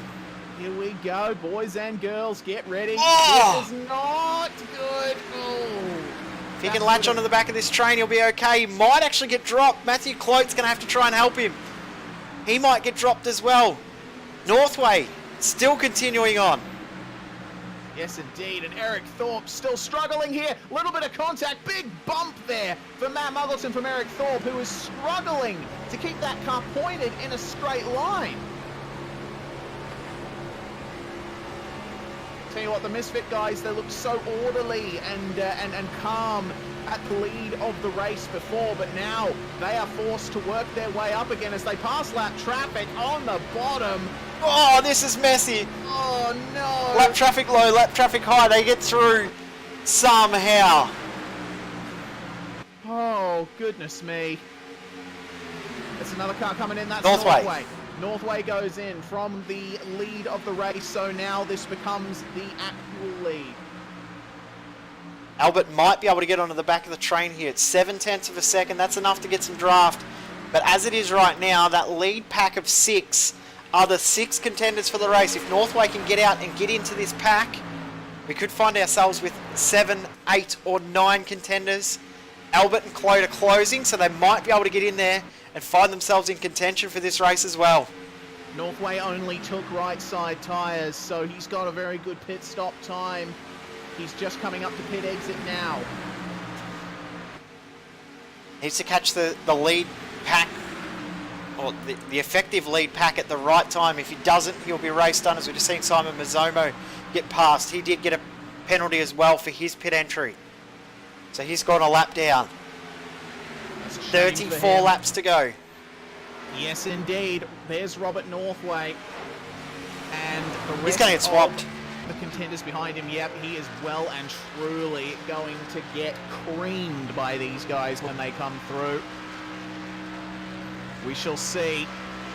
Just reaching 290 Ks as Robert Northway, but these guys are doing nearly 330. Through they go. Northway stuck on the bottom. That is frightening to watch as a spectator. How would it be as a driver? Oh. But now Northway, on the back of this pack, and he's going to have to work together with Bo Albert to try and make something of this. So now we have our full field pitted. Matt Muggleton leads for now. Eric Thorpe in second, Gavin Sadler, Jason Martin, Ryan Jones, Dean Mole, Matthew Clote, Bo Albert and Robert Northway. They are the 9 in this lead pack. We're going to stay focused with this lead 9 because it is down to these 9. Look at Muggleton weaving. My goodness.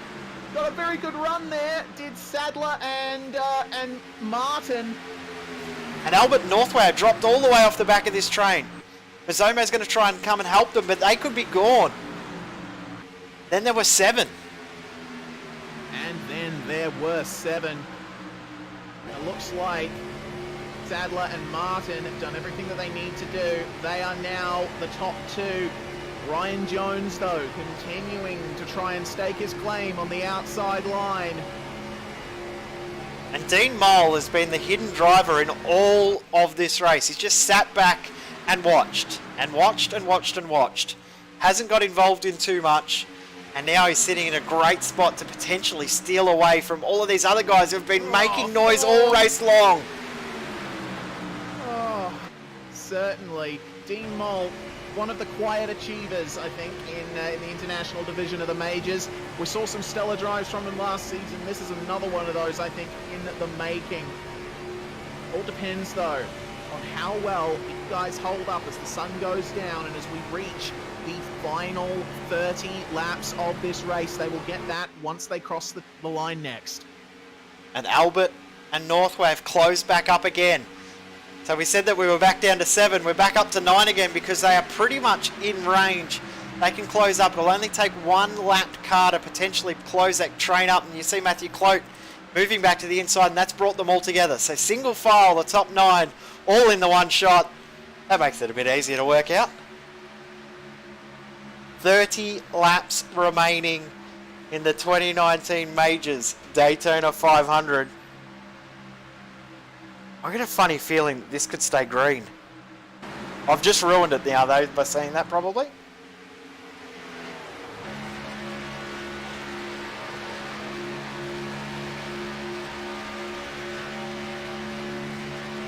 So on board with Northway. Just happy and content sitting on that outside, or sitting at the back of the line. Gavin Sadler leads. And Jason Martin. But it is not over in the slightest. This race still has the potential to absolutely go off.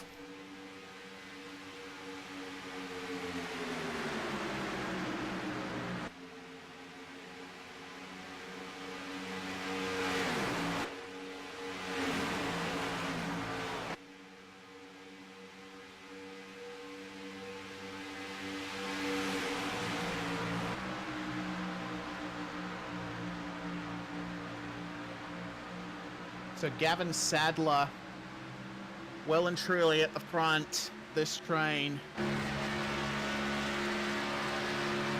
This is the section of the race, Jay, where they are going to start thinking about discarding the teamwork section of all of this and go every man for himself in the last few laps.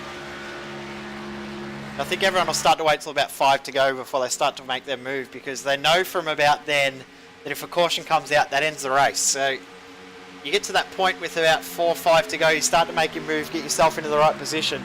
Then from there, anything could happen. You never know what might unfold. But see this pack get into single file pretty much, but have a look at this pack back in the field. Oh my goodness. John King, James Robbie, Gary LaViolette, Riley Curtis all on the lead lap. In there as well is the 35 of D Palmer. You've also got Shane Bowen in there as well. Also got, who else is in that pack there? Dave Douglas as well, who's got back out on track. Got himself back up to 24th position. So there's still packs of racing going on, but we need to focus on the leaders. We are 26 laps to go. We are indeed, and you see looming up behind those top two, Matt Muggleton and Eric Thorpe. They've been threats all race, as have Ryan Jones. So they'll be the ones that we're watching. We are not too sure about the leaders on the fuel side of things. They're going to be real borderline, aren't they? We got told if you're the lead car, pretty much 36, maybe 37 laps. Well, Gavin Sadler, Jason Martin are going to have to do 39. They're going to be right on it. 40 laps if you're in the pack, if you're at the lead of the pack or out by yourself. 36, 37 maybe. So Sadler and Martin may even look to changing position halfway through this stint just for fuel conservation reasons. Yeah. Almost driving to a number. One driver in front, the driver behind goes, okay, my number's good, let me get in front, and they swap positions. The tactics is a big, big part of it, even more so than on the roadside. See Northway starting to make some moves around the outside. You also see Muggleton start to show the nose and move across a little. It's Northway now. Oh, it's a big slide through the middle of turns 1 and 2. And now we're starting to see the guys form up and work out where they want to be. My goodness. Muggleton leading the charge on the outside. Following him is Northway, Jones and Clote. Wondering if a few of the Spots back in. Wondering if a few of the teams or a few of the drivers are starting to feel their cars behaving very, very differently now to what it was half an hour ago. The fuel load comes back off again, but the sun is basically behind the grandstand now. There's hardly any sunlight on the circuit at all. We're pretty much in shadow and cloud now, so it means that the track conditions are so much different to when we started the race around about 2.5 hours ago. Yeah, that's right. Here comes Muggleton. Oh, yeah, the first half of the track in complete shadow as Muggleton with the mother of all runs. That lap traffic helped him. He just nudges himself slightly into the lead, but Sadler with the momentum and the extra speed on the inside. He's grabbed that once again. Muggleton has been such a threat this race. All race long, he's been there or thereabouts. Yep, he's looked really strong all race. Been willing to make moves, but not do anything silly or outrageous at the same time. It's been great to watch. Ryan Jones as well has been really, really good supporting act for whoever has been willing to try on the outside, but haven't quite been able to make it work. Again, if they can get an extra car out there, maybe an extra 2, if they can get 4 cars on the outside line, they may get something to work.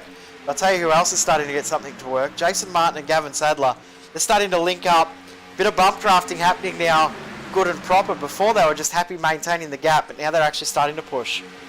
Yeah, and this is the period of the race where that really comes into account, because one thing that you don't want is for your rivals to just creep up on you as those last couple of laps begin. So what they need to do is get that gap, make sure that they have a little bit of breathing room as they come into the dying laps of this one.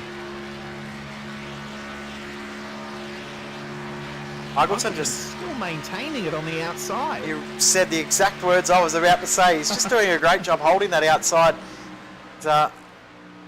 Trying to side draft there with Eric Thorpe. He's let Thorpe go, but Robert Northway sitting in 4th.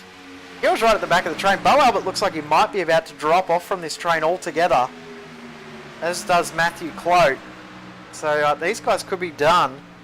But at the front, Eric Thorpe, Matt Muggleton, Robert Northway, these 3 guys are still well and truly fighting over that last podium spot for now.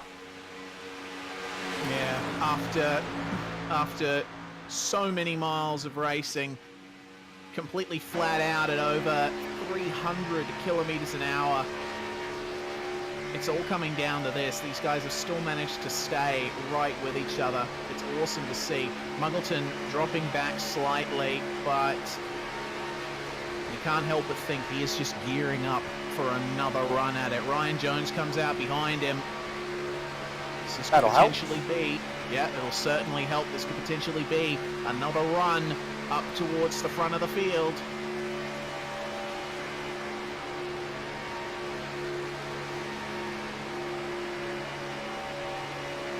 I'm just mesmerised by this race, Reece. Sorry for not talking too much. I'm absolutely mesmerised. I'm trying to work out in my head as well as just Eric Thorpe pushing Jason Martin along. Have a look there. Matt Muggleton all the way to the back of that train, and Albert and Clote have well and truly dropped off the back of these guys. So Eric Thorpe on the back of Jason Martin. This shows you exactly what we're dealing with here. Get a really good look at that Chevrolet logo and the Kinetic Racing logo. Oh, don't push! Don't push through the corner! Don't push through the corner! Well, not to push it through the corner. No, just no need to do that at this stage of the race. Still way too many laps to go. Don't do it. Certainly not the optimal way to go about things. If you're going to bump draft, do it on the straights. Eric Thorpe, once again, how loose is that car that he has?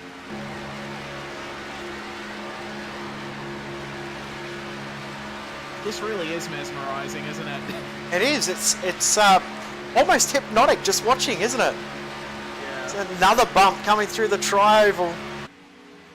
Thorpe's definitely showing his intent. That's one thing about the bumping that's going on. He's showing his intent. He's showing that, hey, I want to come through. It's Morse code. It is.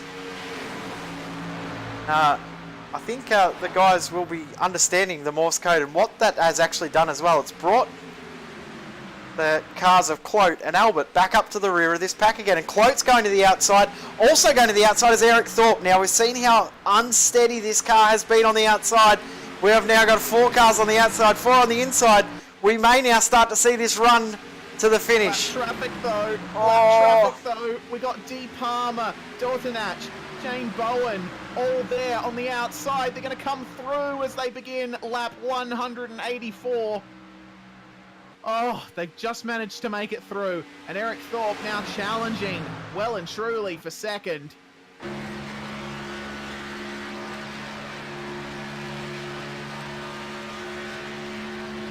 Oh, Almost a touch between Northway and Thorpe. They almost banged wheels in a straight line. It's insane. I cannot believe. Oh, goodness me, Dean Mole into the wall. Just about. Held on. That was a little bit of contact with Ryan Jones, but he did hold on. He did indeed. 16 to go. Who will it be? Oh, it could be any one of these guys, Jay. It could be any one of these guys that takes the top step on the podium. We've seen some fantastic drives in this one from so many drivers, all of them in that one frame there. The battle for the lead has been amongst these guys. Northway has managed to make it up into third. Little bit loose on the bottom though. Thorpe's going to have to slot in behind Jones and Muggleton. Yeah, Dean Mole from that little bit of contact has dropped right off. He's going to have to work with Matthew Clote. No, little bit of contact. Eric Thorpe. Whoa! How did they hold on to that? How did they hold on to that? Matt Muggleton and Eric Thorpe coming together. They've managed to keep it going. Wow, we're still green. Oh my God. Oh my God, I'm speechless, dude. Cannot even begin to describe what I'm feeling right now watching this. This is the most intense racing I've seen in ages. Look at Dean Mole. Look at that run that Matt Clote now has. He's right back into this. Yep, and Bo Albert, Matt Muggleton, they're done. They're all the way back down in this trade, so we continue on. Sadler, Martin, Northway, Jones, Thorpe, Clote and Mole. 7 cars left in this fight to the end. 13 laps of racing left in this race. Jones charging on the outside yet again. He's got Clote to help him this time round, but again, it doesn't look like they have enough momentum. No one is willing to get up there and help them along. There's not enough cars left in the train to help now. There's not enough people left to work that outside line. Only 7 in the lead pack. They've dropped Albert and Muggleton, so they'll drop into that secondary pack, which we saw earlier with James Robbie, Riley Curtis, and Gary LaViolette. So they'll be shuffled all the way back down the order. Have a look at this. It's going to be on for the 3 lead. wide here. Look at this. Gavin Sadler slotting in there on the bottom. Jason Martin back in the lead. Charge. Yep, and with that little bit of 3 wide action, that is a shuffle. Oh, goodness me. Every time I see a car twitch on the bottom, I tense up. 12 to go. Northway just riding that bottom line. Ryan Jones as well, managing to keep it together just.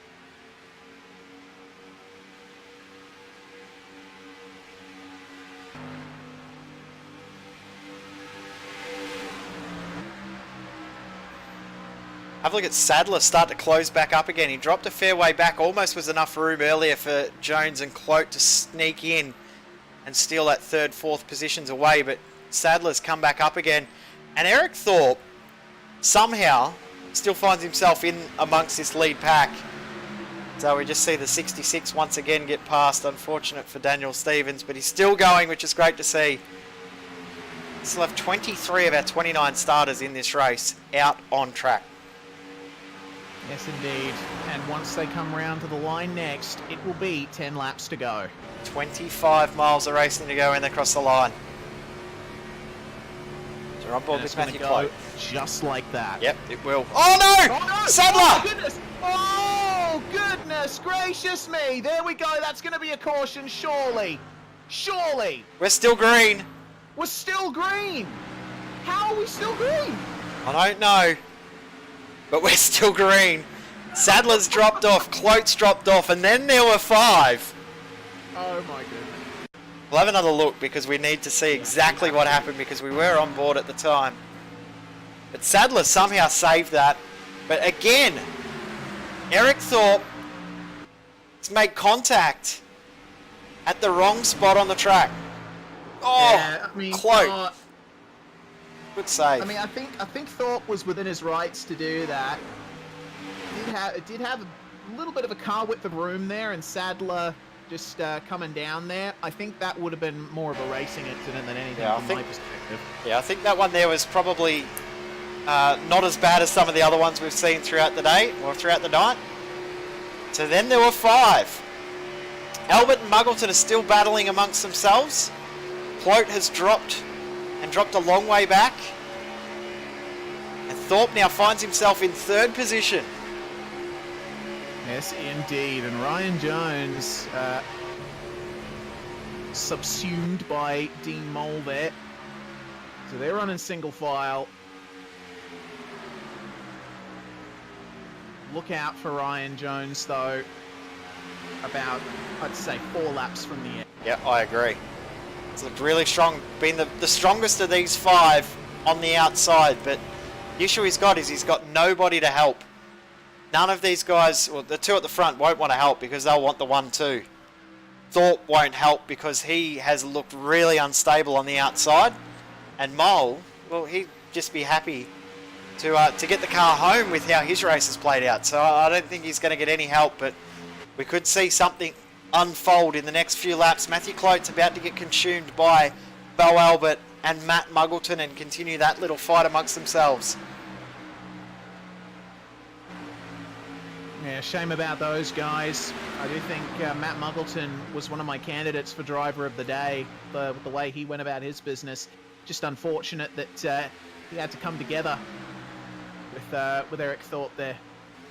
Was it Thorpe that he came together with? Yes, it was, yep. Right. Don't want to be misblaming or misspeaking. But, you know, those incidents aside, I do think that Eric Thorpe has done a stellar job in maintaining his position in this race. There were plenty of occasions where he could have made a wrong move and slipped down the field, but he's managed to keep himself right in contention, which is pretty impressive. Well, Thorpe, Mole and Jones have done a great job to get themselves in contention. We just see Cam Dance and Scott Kukas both get lapped for the 3rd time. Because they were in amongst that lead battle not all that long ago, so unfortunate to see those guys back in the field. Ryan Jones, here we go.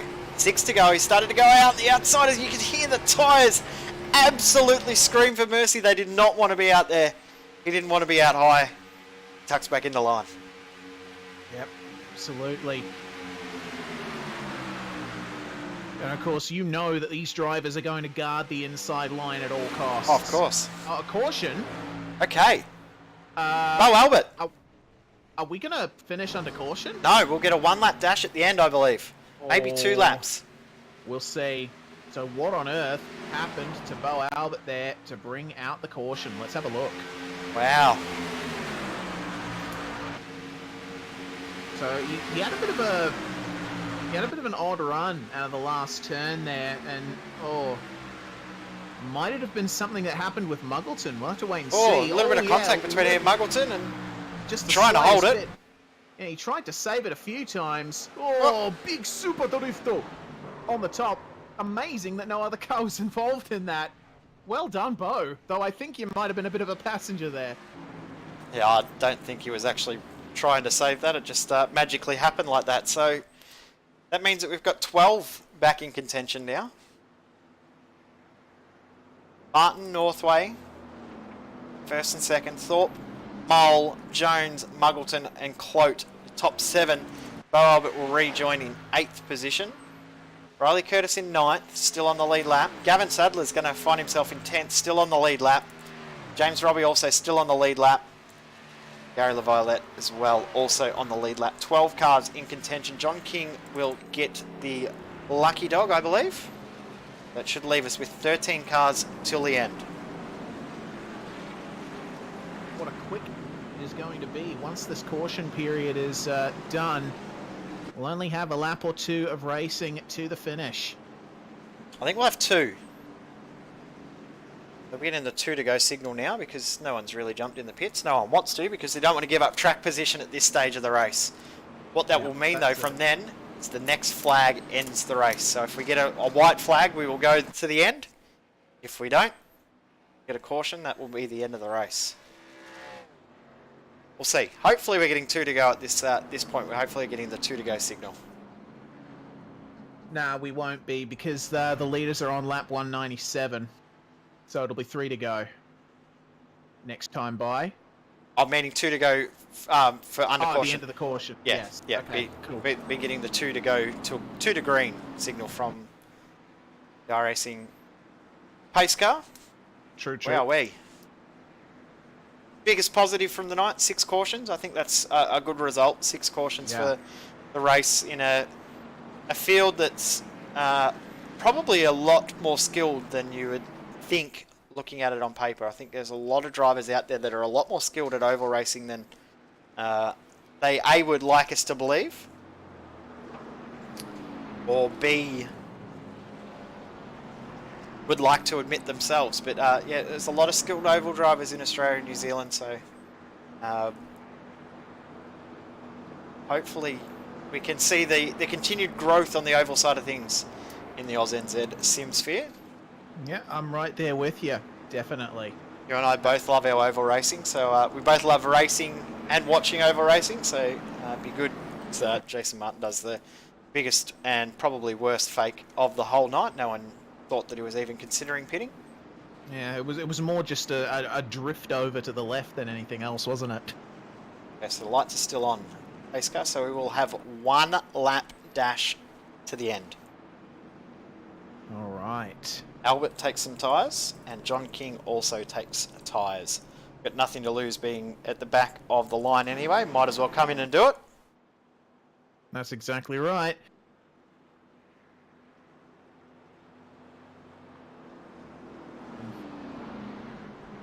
So, in the end, looks like our leaders will have had enough fuel to get to the end after all. Yep, they won't have any issues in regards to fuel from now. They'll make it home.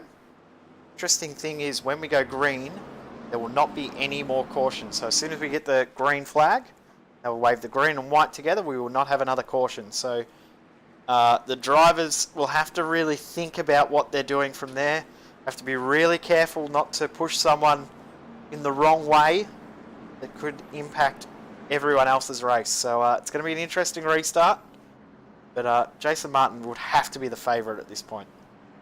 Yeah, I'd say so. He's done a very good job in getting off the line at these restarts. I think anyone's quite been able to match him, except for Matt Muggleton, who is almost out of contention here. Managed to find himself in 6th position, so he'll be starting on the 3rd row.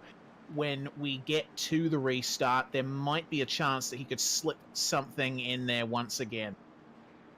Could find himself up a couple of spots, but it's pretty much going to come down to those front 4. Unless the front 4 wreck themselves, it's pretty much down to those 4. You'd think that Northway and Martin will try and work a way to link up and push to the end. Not as easy to do as it sounds though. It's 2 to go officially. We will go green with 1 flying lap of racing. Yep, and it's going to be the longest and most slipstream-filled drag race you're likely to ever see to the line. It's not going to be a quarter mile, it's going to be 4Ks. Interesting thing is on the front row, first row, Martin and Northway, teammates. Thorpe and Mole on the second row, teammates. So it's going to be an interesting restart. And then you've got Ryan Jones and Matt Muggleton on the third row. They have worked really well together all race. Not teammates, but they've worked together well all race long. They've been the two that have been willing to try something different, along with Matthew Clote, who's going to restart in 7th. Indeed. Well, this is what it all comes down to. We're on lap 199 right now. We're going to come around to start lap 200 when the green flag flies. Is going to be an awesome sight to see these Gen 6 stock cars. You already see Northway giving up half a car distance. He's like half a car length back, just trying to hope that he can time the run. They'll be communicating with each other to try and work it out. As you see Dean Mole give a little bit of a push to Robert Northway, and a great jump. Northway's going to be able to tuck down in front of Eric Thorpe here, I think. Yep, he's going to do that. Yeah, it's a good move. Right away. That is exactly what they needed to do. So we've only got one lap of racing to go. The final lap here in the International Majors Daytona 500. Who will it be? You can see Dean Mole, Matt Muggleton, and Riley Curtis trying to set up a charge on the outside line, but I don't think they'll be able to get it done. Eric Thorpe going up into the middle there. I don't think that's going to help him much, but Dean Mole making his way past into 3rd as they come into NASCAR 4, but they're losing momentum there. That's going to be. Here comes Ryan Jones. Muggleton. Oh my goodness, there we go. One final wreck there, but it's not going to be a caution that comes out. It's going to be Jason Martin and Robert Northway making it a one-shot big crash at the end. Wow. Oh my goodness. Jason Martin, Robert Northway, and Ryan Jones picks up 3rd. His car is stopped in the infield. James Robbie's got back for 4th, but we need to reevaluate how that ended. Somehow, Bo Albert's finished in 5th. Oh, man. As they were going through the trioval, my goodness. CPR Kart Parts replay. Once again, we're going to see what happened. The first part of this starts with contact between Dean Mole, Matt Muggleton, and Matthew Clote. Huge impact. And then you see Ryan Jones on the outside, and then there's contact between Jones, and he crosses the line backwards. James Robbie, Bo Albert both cross the line and wreck after the line. Eric Thorpe limps across the line.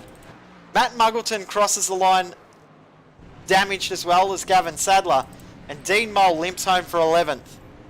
Wowee. Wow. What a finish. And that, I think, we couldn't have asked for a more drama-filled, action-packed race than that, as we see Jason Martin celebrating with burnouts. I don't think we could have had a more deserving winner. He's had the best pace. One little mistake, which cost him a whole heap of time in that pit entry, those green flag pit stops. But the drive after that to get back to the front of the field was incredible. Yeah, absolutely. Top of the class there for Jason Martin. And we have to give a shout out to Robert Northway making his way up. There's so many drivers to thank to really shout out here. Matt Muggleton too, but those are the unofficial results up on screen. Martin, Northway, Jones, Robbie, and Albert, your top 5. Thorpe, Muggleton, and Sadler rounding out the top 8, and rounding out the top 10, John King and Riley Curtis. Then in 11th position, Dean Mole did limp at home. Unfortunate end to his race. Gary LaViolette in 12th. Matthew Clote, last car on the lead lap, finishes in 13th. Simon Mazzomo and Cameron Dance finish in 14th and 15th. With Scott Kukas in 16th position, 3 laps down, same as Dance. D. Palmer, Dutnak, Sheridan, and Fox rounding out the top 20. Starting to come into the less fortunates of the race here. Shane Bowen also 8 laps down. Daniel Stevens and Dave Douglas classified behind him, and Will Leslie. And then our retirements, Daryl Hockey, Chris Purnell, John Sorensen, and Roger Clark and Drew Lalonde. Real shame for those guys. A lot of them having quite the amount of potential there. But my goodness, what an event we have had. And the top 3 will be coming in for their driver interviews presently. Whew. Get your breath My for a second, goodness. Reese. What a race. Yeah. We need a moment, don't we? Oh my That was goodness. incredible. That was an amazing race from start all the way through. We had that amazing first 10 laps, which everyone really shuffled for position. We had that caution from there. And then that 75 lap stint where we were green flag pit stops. That was incredible. And then that last 100 as well were just epic as well. Last 75 even. It was an incredible race from start to finish and so much strategy. Deserving winner though. That's the best bit. Absolutely. Out of all the Daytona 500s I've called, this being the only one, it was pretty good. We've got Jason Martin in the commentary box with us. Congratulations on the win, Jason. That was a really hectic one. Were you expecting that much green flag running? Woohoo! I just won the Daytona 500. Yeah, boy. You did. Yeah, mate, I was expecting it to be pretty green because it's pretty hard to pass on the outside, so most people play it safe and just hang low, so you normally get a lot of green flag stops now. You did say most. There were some guys there who tried the adventurous outside line here. But yeah, it didn't really seem to work out too well for them. The teamwork between you guys at Misfit was awesome to behold. Yeah, it sure was. They did an awesome effort. We were probably the only team that could pass on the outside where everyone else had no chance. Yeah, certainly. Well, aside from that, I mean, you've raced in Daytona 500s before, but this one must really be special, not just with the day-night transitions making it ever more like the real race going into the night, but to be able to come home not just with the win but with a 1-2 as well for your team.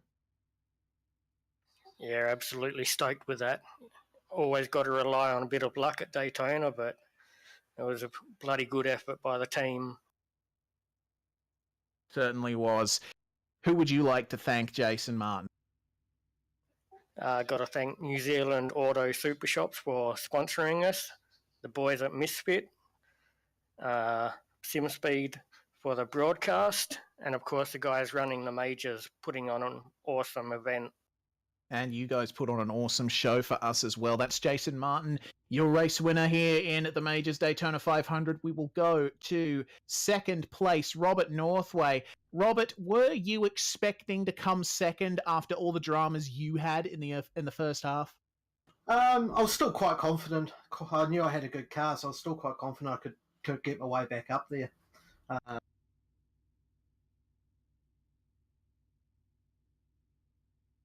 We appear to have lost you for a second there, Robert. Do you still have us? Okay. I think I've fixed it. There we go. Yep, we got you again, mate. We got you. Yeah, so yeah, I definitely didn't. I kind of was still confident I could get up there. As the race wore on, I started realising I did have quite a quick car, so I just held back until the last pit stop and then decided to go racing. Well, going racing you did. Do you think you could have won that if you played your cards right? If it wasn't my teammate that was in the lead, I probably would have had a real crack at it, but I was going to make sure we were going to get the 1-2. Thinking of the team there, Robert. Well, this sets it up really well for the rest of your majors campaign after this fantastic finish. I mean, this championship, it's always about who can adapt to the most cars the best, and you had some really good runs in the majors last year. This is obviously going to inject quite a bit of positivity into the Misfit camp. Oh, definitely. I think there'll be a bit of a buzz going into Sebring. I think we'll all be eager to get in on the action there. Yes, indeed. Well, Robert, thank you very much for joining us. Also, if Misfits, same as Jason Martin, your second place finisher there. We're going to go to third now. Ryan Jones. Goodness me, Ryan, crossing the finish line backwards. How did that feel? I was just praying I was going to get across the line, to be honest. Yeah, it definitely seemed like there was a lot of drama happening throughout the field in that one. You were one of the guys to try that outside line many times during the race, but it never quite worked out for you. Yeah, well, it's just tough to get that outside going, and maybe if I had a couple of teammates with me in that race that we could work together and get it going, but unfortunately I didn't, and all the guys that I had working with me with alliances and stuff, it all got wrecked out early. So yeah, it was pretty hard. Oh, that is unfortunate, but still, you managed to get yourself a podium in the Daytona 500, so you must be satisfied with how today has gone. Yeah, I'm absolutely stoked with that result. I think coming into it, I just wanted to finish the damn thing. 200 laps, bit of an achievement in itself at Daytona. And yeah, I'm absolutely. Awesome stuff. Well, definitely think that it sets up the rest of your majors campaign pretty well. Yeah, it certainly does. Not sure how many more majors races I'm going to do this season, but after that result, I might give a few a crack and see what I can do. Certainly hope to see you back at Sebring, Ryan. Before we let you go, any shout-outs? Got to give shout out and a big thank you to the sponsors, Harvey Bay Auto Glass, and all our other sponsors, Gamesman, Pagnian, Next Level Racing, all those guys, and also the Stephen Latmore, Tyler Blackburn for letting me race this race in the middle of the Bathurst 12 hour. Oh, yes, of course. They're still going on there. How are they going? I think they might have crashed, Ah. so not too well. Okay. Well, commiserations for that. Thank you very much for joining us, Ryan. Hopefully we will see you at Sebring. That was Ryan Jones, your third place finisher. My goodness, Jay, what a race this was. Yeah, that was a phenomenal race, an awesome night of racing, and we're both absolutely exhausted. I don't know how the drivers are feeling. We're out of breath. That ending was absolutely insane. The entire race was insane, but that ending just topped it off. It just showcased the race perfectly. We got the finish that we wanted. We wanted a grandstand finish. We may not have wanted the wrecking, but the finish, in that it was a grandstand finish, was awesome.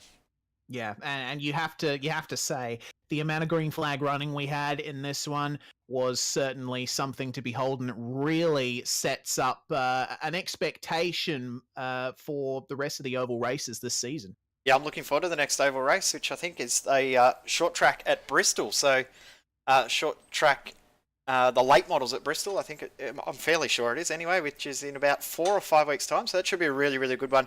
A different sort of racing from what we had last year, and a different sort of racing from what is predominant in the AusNZ side of things, which is what we love about the majors. It's always something different and something that challenges the drivers in a different way. Yeah, absolutely. 100% right there. And if you want to be part of the majors, you just need to go to pacificmajors.com. That's where you can sign up for this league. It's we're not exactly starving for numbers at the moment, but always welcoming new drivers. So really fantastic to see the amount of attention that we've got for this one, and we thank you very much for watching as well. The next round of the series is going to be the classic 2 hours of Sebring on the weekend of the 3rd of March, start of March there. Racing the Camel GT cars, the Nissan GTP and the Audi GTO at Sebring International Raceway. But the fun never stops on SimSpeed TV and on the iRacing Esports Network. You can catch us over on our channel and here on the iRacing Esports Network. Basically, 5 out of every 7 days. Monday night V8 Supercars at Snetterton. Wednesday, we've got Rallycross at Atlanta Motor Speedway and Sprint Series Australasia at Interlagos. Then we've got the Oceanic F3 Championship on Thursday and the West End Mazda Australian Online Supercar Championship at Montreal on Friday. So if you want to catch more awesome racing, be sure to check that out. But from us, for now, it is goodbye. Thank you very much for watching. We hope you enjoyed this fantastic International Majors Daytona 500.